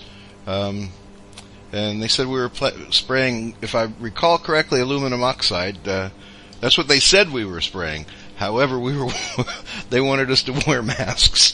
So I kind of had to wonder about that. This was way, way back in the day, where in C-130s everything was open up. And what time frame was this? Was this in the 70s or the 80s or 90s? This was, let me see, it was just after the Brentwaters incident, so early 80s. 80s. So it goes back that far. Yeah. Now, you're aware they've been seeding the clouds to create rain and so forth for a number of years since the 60s, right? Yeah, well, that's what they told us we were doing. They were just doing weather tests into the clouds to try to accelerate rain and so forth, yeah. But what was it you were dropping? What metals was it? They were in containers. We have no idea. We had the atomizers on the side of the aircraft and just spraying it out. Okay.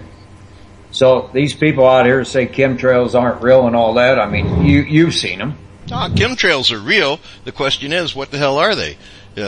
People can look up and see chemtrails or see trails coming from the aircraft. And the secret agent man was talking earlier about the salt water. And one other reason for using the salt water in the mix is it has a very low freezing point. As it breaks down whatever it is. Viruses, I've been told, is in it. They're testing viruses on the American people. They're testing all kinds of diseases on the American people.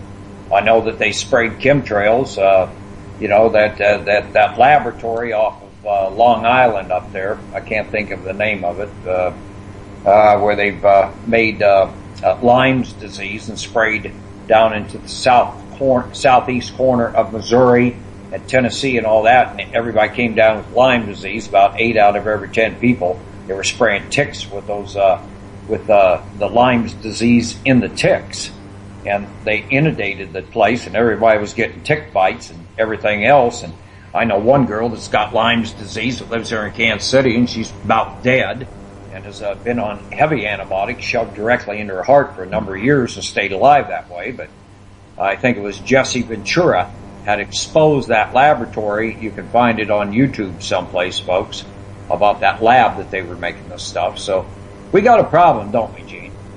Yeah, we do. Other spraying that we would do, for example, what was the name of that? Redstone Arsenal. We did a heavy spraying program over Redstone Arsenal. Don't know what that was all about.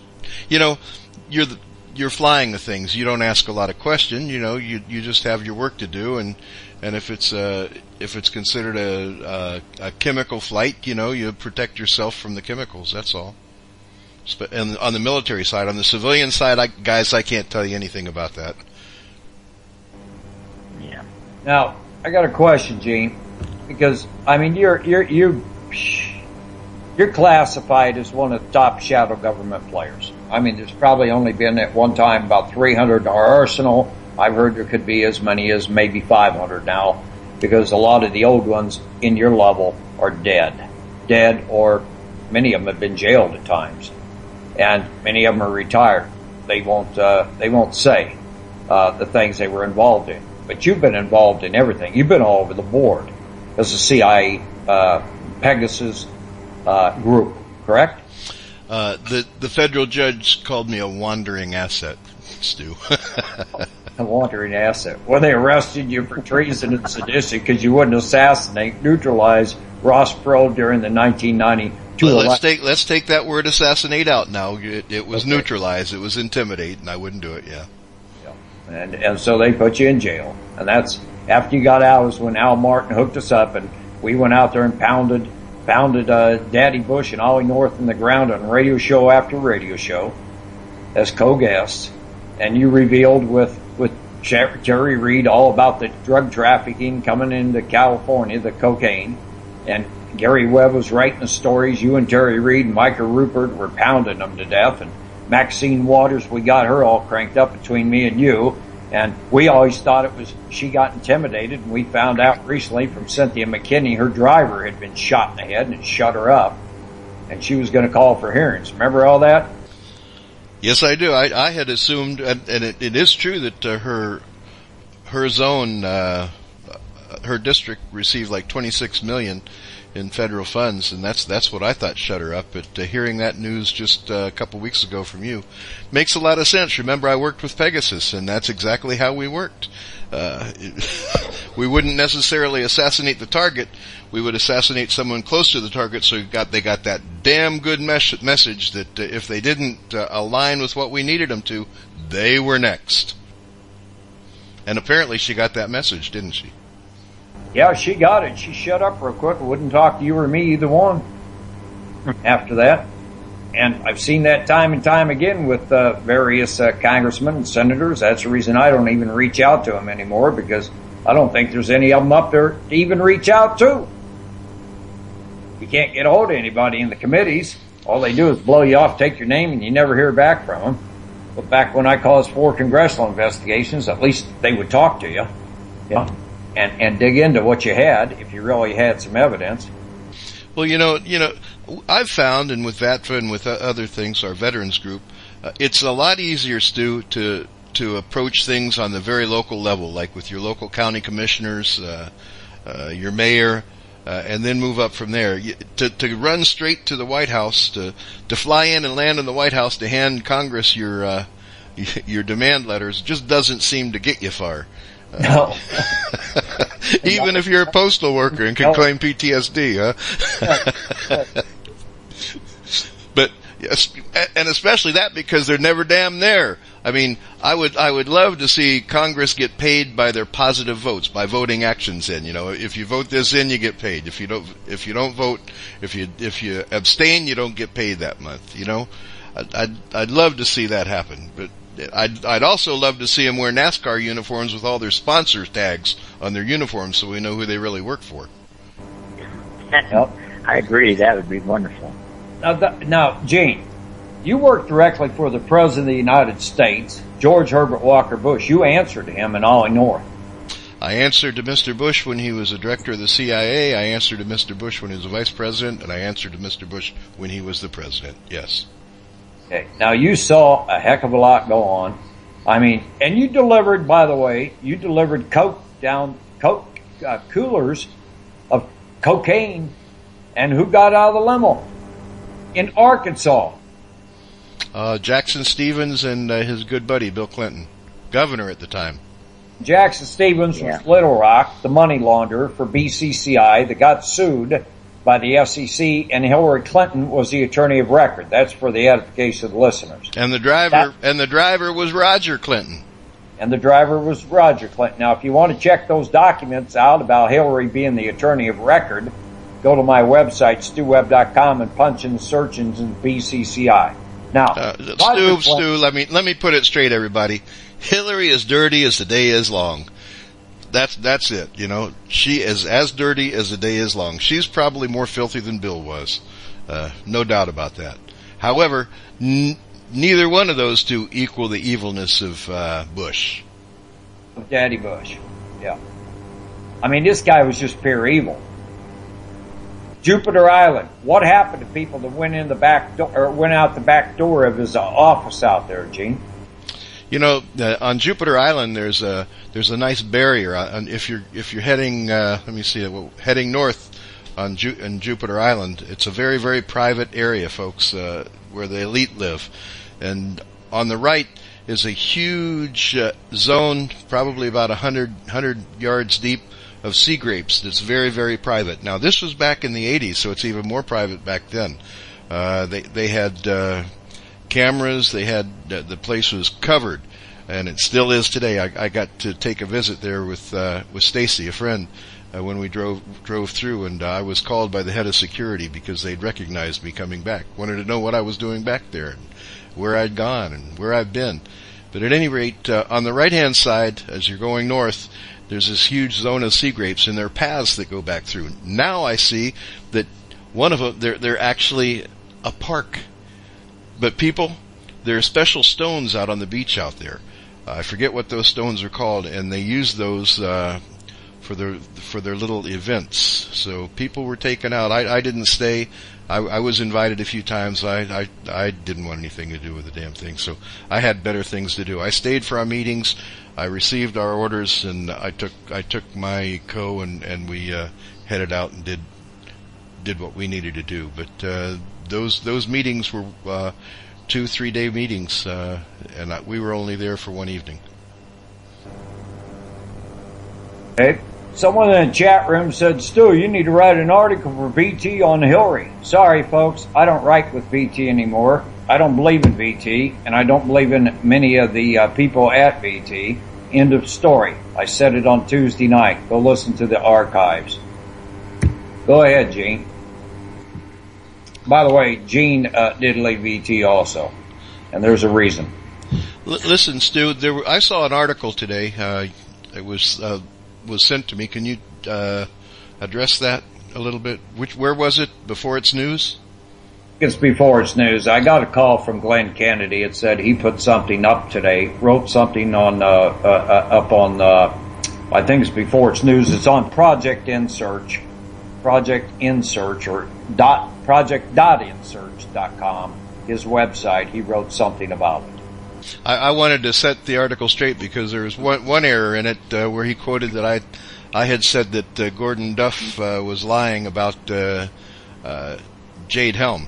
Gordon Duff wasn't lying about it. Gordon Duff has his opinion about it. Gordon Duff said that it's a hoax, and I believe what he was talking about was the consensus of many conspiracy theorists out there that this Jade Helm is going to be a live exercise to throw people in prison. I agree with Gordon. There's no way it's going to be a live exercise. But I also agree with General Stubblebine, who said, folks, read my lips, listen to my words.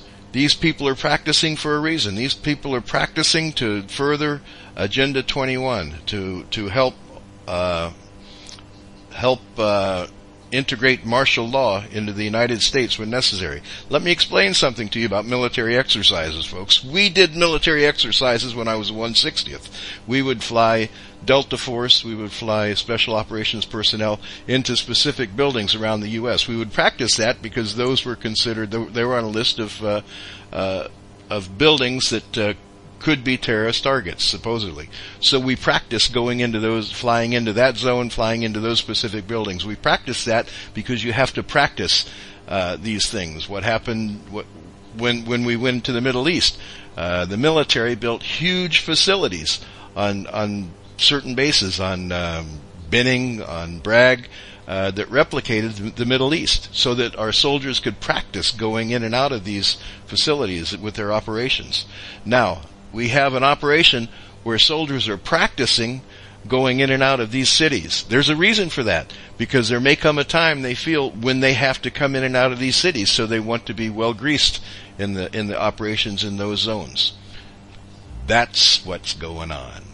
Now, you're aware of FEMA. You're aware of Private Tyree, right? As I recall, Martin wrote about it extensively in his book, The Conspirators. Oh, yeah, I remember Tyree. Okay. Uh-huh.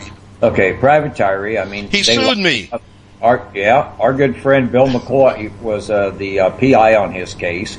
He was on Inslaw case. He was the PI for, what was the one, the guy locked up for selling arms to Libya and Wilson, Ed Wilson, and the list goes on and on and on who Bill McCoy represented. The Hamilton family on the stolen Inslaw and everything else. But you remember Private Tyree, they accused him of killing his wife that he didn't do, to set him up, to shut him up, shut up his wife because she learned of FEMA, that they had created FEMA, the Federal Emergency Management Agency, Ollie North and gang, and they shoved, $2.5 billion of narcotics money to set it up, and then forced the United States Congress and Senate to adapt it later as a U.S. government agency. Isn't that about the way it was? Yeah, that's how they ran it. And so they've got these people that are set up as homeland agents now. Many of them are postmasters, folks, in case you don't know it. It's the postmaster in your little town, in the big towns. It's, some of the postmen themselves walking around. They're homeland agents. They have been trained in the past 10 years. And there's like 100,000 of them, I understand. I could be wrong on the number. Gene, you may know more. But one of these days, if they ever activated the FEMA, which then would be part of rounding up people and throwing them in concentration camps and re-educate camps, they call them, and they'd be getting rid of you. They'll activate those people. They'll walk in with orders. They'll put their badge on. They'll pick up their gun. They've been trained, and they're going to go in there and take over the police departments. And this is how it's going to be operated. And a lot of those National Guard that would operate under martial law are full-time policemen, part-time National Guardsmen. So that's when the National Guard or when martial law is called, law goes out of the hands of Washington and into the hands of the commanders, and of course the commander-in-chief, because he's in that chain of command. But no one else is in that chain of command. So it's very, very. And the military takes over the duties of the local police also. You're exactly right. Okay. Now, we've had a few questions. I don't understand what they were. I just glanced at the chat room. There were a couple people, but here's what we're going to do. Gene, we're going to carry this. Doc, you with us still? Yeah. Okay, let's carry this by taking it another 10 or 15 minutes for open line and questions. We're going to interact with our audience here. So the phone number to call, folks, is 816-399-4701. It's 816-399-4701. Any questions for Dr. William Croft or Gene Chip Tatum, give us a call. That's 816-399-4701. And I'll put it in the chat room. Gene, you want to pick it up for a minute? Sure. There's a question in the chat room. Is there any connection with the closing of 6 Walmart stores in the states where the Jade Helm operation is going to be, and the Moscow Times article about Chechnya Death Squad, where the DPR threatened to send arms to Mexico if USA sends arms to Kiev? I don't know. I think I'll kind of answer that. Remember, folks, Walmart said they were going to raise their wage to $10 an hour. Because of all the protests they were having. There's all this stuff about talking about unionizing the Walmarts, and that's probably the reason they're closing a lot of them, and maybe they're not profitable. But it has nothing to do with this Jade Helm. I don't see any connection at all. Any indicators, as Gene calls them, there to have this. And we have a call from 313. 313, you're on the air. Yeah, how you doing? Good. What's your name? They call me Hercules. My real name's Don. I'm in Detroit, and I live right next to Dearborn, where there's 13 mosques, And you just mentioned about the FEMA camps, and I just found your number a minute ago. I'm brand new. I never heard of you guys, and I was wondering about there was somebody on the radio I got on with the other day about in Mexico. You probably know about this already. That ISIS got some kind of a camp set up and something in St. Teresa, New Mexico. You guys know anything about this? Well, ISIS is part of the various Department of Defense, private contractors, and they have a place down there, a headquarters. And it's Blackwater's part of it. It's this Gladio, this privatized army. Israel's part of it. The CIA's part of it. They're privatized contractors. And, of course, Saudi Arabia. That's who ISIS is. Right. Yeah, there is. They do have ISIS. They do have a headquarters down there of some type. One of the DoD defense contractors, yes. There's been stuff all over the Internet about this. Yeah, ISIS is nothing more than a private army, bunch of mercenaries. That's all they are. No, real religious affiliations there. Just like they just use religion to spread fear. That's all. It's like Blackwater, and there were some convictions here the other day, wasn't it, Gene, on 4 of the Blackwater people? Stu, I can't tell you. I've been so busy. I saw something on the propaganda machine. I call it on the CNN propaganda machine, about 4 of them being indicted on things related to murders, I think it was, in Iraq, as I recall. Yeah, I saw that. Yes. So that was a long time ago then, huh? Yeah, they've had them tied up for quite a while apparently.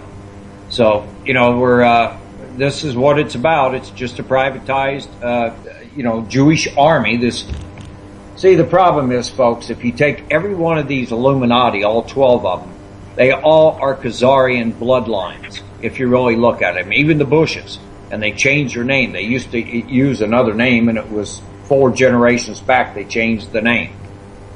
And if you look at all the Illuminati 12, and if you want me to name them, I'll name them real quick. It's George Herbert Walker Bush, Henry Kissinger, David Rockefeller, Leonard Millman, Larry Mizell, Bill Grace. These are all in America. You have, and to give you an idea of the structure, Bill Grace, the Queen of England and Prince Charles and the royal family there answer to Bill Grace. You have Meyer Rothschild. You have Paul Warburg, Anwar Ben Shari, the head rabbi in Israel, Pope Benedict that had to resign over his big sex scandal with kids, and he's been indicted in 2 countries over this for pedophilia. And you have Patrick Wu out of China, W-U-Y-U. He goes by 2 different ways. Those are the ones that I'm aware of. And at the very top. And in that food chain, they're the ones that are known as the Council of 13, the Illuminati. They answer to Satan, the Gray Men's Empire, they call it. And underneath that, then they have, their structure of people. That's where the people that run the banks and various ones fall underneath the different 12 families. And what's amazing about this is these 12 families, their structure has taken over 95% of the world's economy. Straight across the board, they're at a 95% level. And how's Satan going to control, should we say, which that's who they answer to, and they're bloodthirsty animals that eat the blood of drink the blood of children on certain satanic holidays and eat their heart out, all this crazy crap that they do. And, that's what they serve. That's the evil we're up against. And that's the reason earlier we were discussing all this and, spirituality, it comes back to God versus evil. And, we can hate evil. I don't hate anybody, but I hate this friggin' evil. I guarantee you that. Right. And I believe that we can dispose of them. Matter of fact, I've talked about going waterboarding down in Cuba. Right, G? Right. Hey, brother, could I read this to you real quick? Go ahead. It says William Wallace is portrayed in the movie Braveheart. The evil king he fought against was Edward I Longshanks, who was from the House of Plantagenet. 12 American presidents are direct descendants from Edward I Longshanks. Washington, Madison, both Harrisons, Taylor, Cleveland, both Roosevelts, Coolidge, Ford, and both Bushes. The first Plantagenet English king was Henry II in the year 1154 to 1189. And 3 presidents are direct descendants of Henry II, Madison and both Bushes. Edward Longshanks' grandson was Edward III, and 8 presidents are direct descendants of Edward III. Washington, Jefferson, John Quincy Adams, Taylor, both Roosevelts, Coolidge, and Hoover. This means 15 U.S. presidents are directly descended from these English Plantagenet kings. William Wallace represented the Celtic clan. The Celts had a tradition of a love of freedom and truth. Ireland was the center of learning in Europe for many years. Originally, loyalty in that area known today as the British Isles was to one's clan. In order to control the common man, the elite bloodlines have focused on destroying the family unit, and this began first with the destruction of the clan system, and then refocusing everyone's allegiance toward other things. While the elite bloodlines secretly keep track of their long genealogies, they encourage agendas that mongrelize the common person in order to further destroy a person's heritage. The Kennedy family descends from King Brian Boru, of the Evernon royal lineage who ruled out of Tara, of which there were 37 kings from St. Patrick to Brian Boru. However, John F. Kennedy's line is strongly descended from the Fitzgeralds, who were English lords sent to Ireland to destroy the Celtic way of life.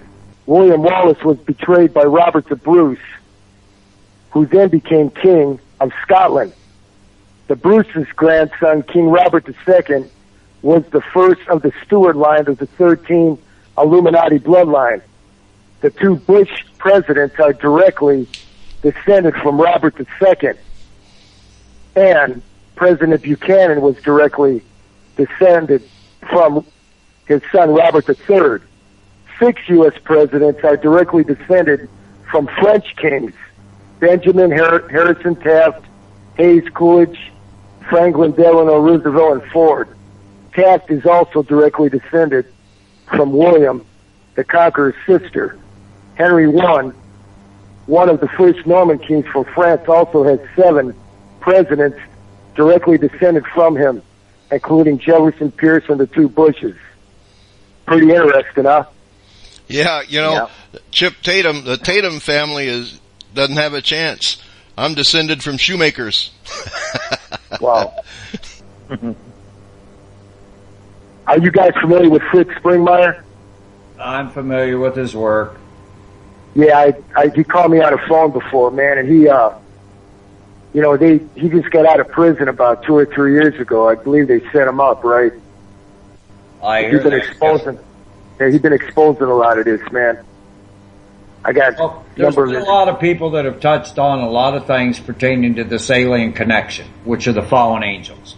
And there's so many out here that run around saying, "Oh, there's no God," and they can't understand that these are the fallen ones. Okay, and this is where a simple little thing. I believe that the Bible has been tampered with. Yes, words have been changed and all this, but when it comes down to it, if you pick the Bible up and ask God to give you direction before you start reading, the Holy Spirit will guide you through things. I think there has been a lot of things changed. But when we get back to one thing that I tried to do ever since Adam and Eve is contaminate the human race. And that was with the dual conception in the Garden of Eden, have an orgy, and here you got Cain killing Abel, and there's the bad blood killing the good blood. Okay, and there's the Canaanites. We were cleaned off because it became so evil. The planet was, that is, the Great Flood and all that, and now we've got them back. And the problem is that our entire planet is contaminated. Like I say, I know people inside the government that are in the know of this. That there's 20 million of these people walking the planet today that are these hybrids that look human, they act human. They don't have a soul, in my opinion, and there's 20 million of them, and there's 200,000 that are possessed by these fallen angels that they call alien possession, and so much of this government and these people inside the intelligence community say they're untouchable, and the reason they're untouchable is because we have a corrupt Justice Department at the very top. Every attorney general, deputy attorney general, on down throughout the entire thing, Holder on down, has to be cleansed out. They have to be removed. Good, honest people put in there and do their job of going after organized crime, which is this is what it is. It's a combination of between the Bush crime syndicate and the Israeli crime syndicate in America. People don't want to talk about that, but that's what it is. Right. And these bloodlines, it's the Illuminati bloodline that you're speaking of. With that said, you got any questions for Gene or Doc real quick? Yeah, like I said, I'm a first-time caller, and are you guys on all the time? I'm on my program has aired. Just go to btnradio.com and you can see the schedule. I'm on Monday, Tuesday, and Thursdays from 8 to 10 p.m. Eastern. Gene Chip Tatum has a Tuesday night show before mine from 7 to 8 p.m. Eastern. Dr. Reem is on now, or will be on. We had a problem yesterday. She'll probably be on tomorrow, maybe start up Monday. I'm not sure which day. She's going to be on 5 days a week. What is it, Gene? Her hours? 5 to 7 p.m. Eastern? Right, 5 to 7. We have Don Fox. He's on Sundays. I believe his is what, 5 to 7 also? Yeah, they did a great show this last weekend on Paul McCartney. I'd never heard that before. That was pretty cool. I mean, I'd heard that McCartney, the real one, had died and there was an imposter, but the show was pretty enticing. Yes. And with that said, Doc, do you have any questions for Dr. William Croft? Yeah, could I ask you one more question? Sure, go ahead. To find you guys are on this number, right? 712-832-2720, right? That's the number? The number that we're on? Yeah, I just found you, from a friend of mine from Illinois. He gave me your number, and that's the number. Anybody can call the show up by calling up that phone number and listen live. Yes. When you mentioned Paul McCartney, I ain't saying nothing stupid, but you talking about the guy that was the guy in the Beatles or another guy? We're talking about the original Beatle, yeah. Interesting. Oh, okay. It's in the archives. It's in archives. Just go to VTNradio.com, veteransradio.com, folks, and listen to the archives. They're in there. Look up Don Fox. Now, I want to make a comment because someone said something in the chat room. And I thank you for the call, sir. Thanks, brothers. Okay. All right. Take care. God bless. Take care. Now, I want to say something real quick before we end the show, Gene, and if you want to chime in on this. Someone said something about a guy named Fulford. Fulford CIA, folks. Benjamin Fulford. I would ask you a question.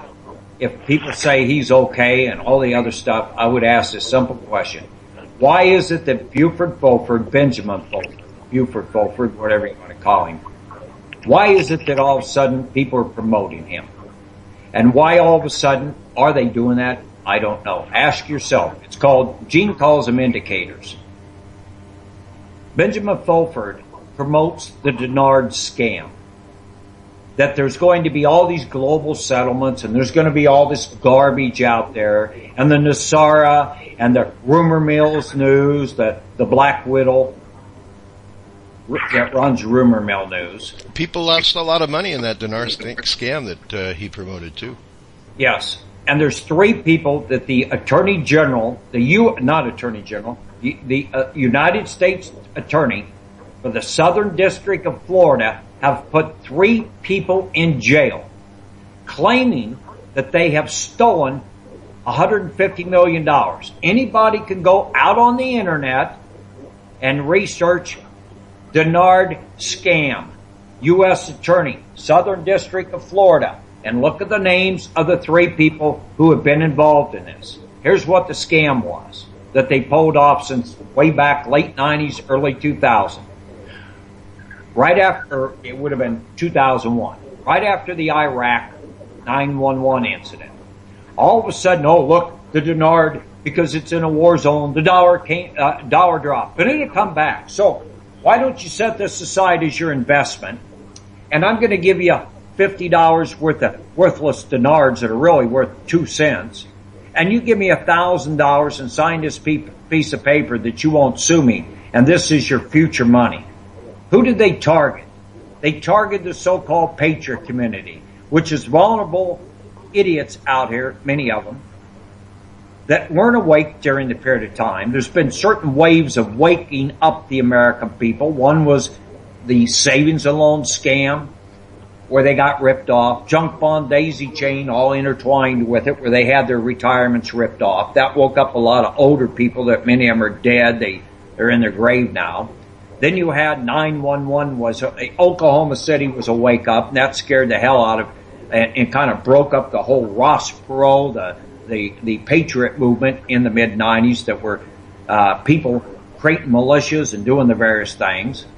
And then you have the 911, oh God, the crime syndicate attacked America. And then it came down to the pocketbook once again, the same people, the same Illuminati crowd.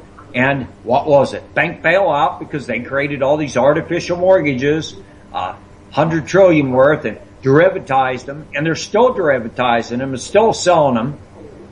the countries around the world and pension funds that are foolish enough to buy the crap. But there's been these wake-up times. And when bank bailout happened, everybody lost half their property values and they lost tremendous amounts of their pension fund holdings and the whole bit. And all this has occurred. But people were dumb along the way, and they got involved with idiots that would sell them any scam in the world. And, oh, well, you know, I'll put the $1,000. It won't bother me right now. I've got it in the bank. Why is it that Benjamin Fulford pushes that Denard scam? Why? I've said enough. Figure it out for yourself. Look it up. And with that said, Gene, you got any closing remarks?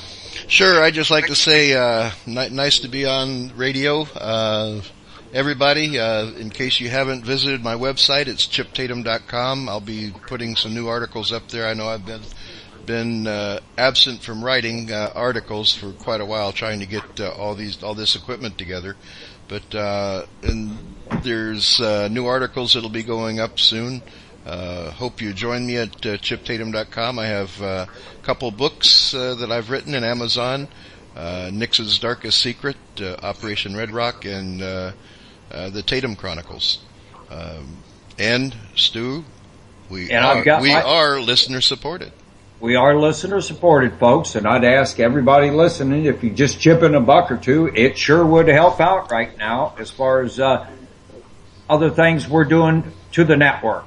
And it gets expensive, and we're working on it. And if everybody would kick in $5 or $10 in 1 month, we'd have all the money we need to take care of the problem. Yeah, you notice, folks, we're not doing commercial breaks or running ads for vitamins or any of that stuff. You know, that's nothing that we're doing. So. And we're not sitting here talking to aliens either, so you can leave that part of it out. Because if we were, we wouldn't be here. The NSA would own us at $1 million or $2 million a year talking to aliens, and I'm not doing that. I don't care to talk to them. Now, Dr. William Croft. Doctor, you still there? Your website, your book synopsis, correct? The name of it? Operation Synapse. I really appreciate it if you'd buy it and read it, because it gives a lot of good information in there. And from time to time, I've got new breakthroughs on mold and how to treat it and things. And I come on Stu and light me on, and I'll report those things to you. But I need research money to keep going and fighting and so on. You've got great cures in there for a lot of things, and your book can be found. How much is it for the download online? The cheapest way to get it? $3.99. Okay, and you've got it hardback cover and softback both? Yep. And how much are they? Yep. 21 for the soft and 31 for the hardcover. Okay, and your site is williamcroft.com, correct? Right. Okay. And it's always my honor to have you on, Doc. Well, thank you. I appreciate it. And I know you're always doing research and you're helping people. You're always out there helping them. And you've been a political prisoner like Gene Chip Tatum and I have been because of your work. And you know, maybe one day we'll get this country cleaned up. We'll stop all this crap. We're not going to do it by running around telling everybody we're in charge and we're going to get it done, because we aren't and nobody else is. And it's going to take the American people rising up, and it's going to be demanding prosecution of this crime syndicate in order to get something done. So quit falling for everybody's bogus crap, and quit falling for this crap that you're going to get rounded up, because I don't know about you. They come for me.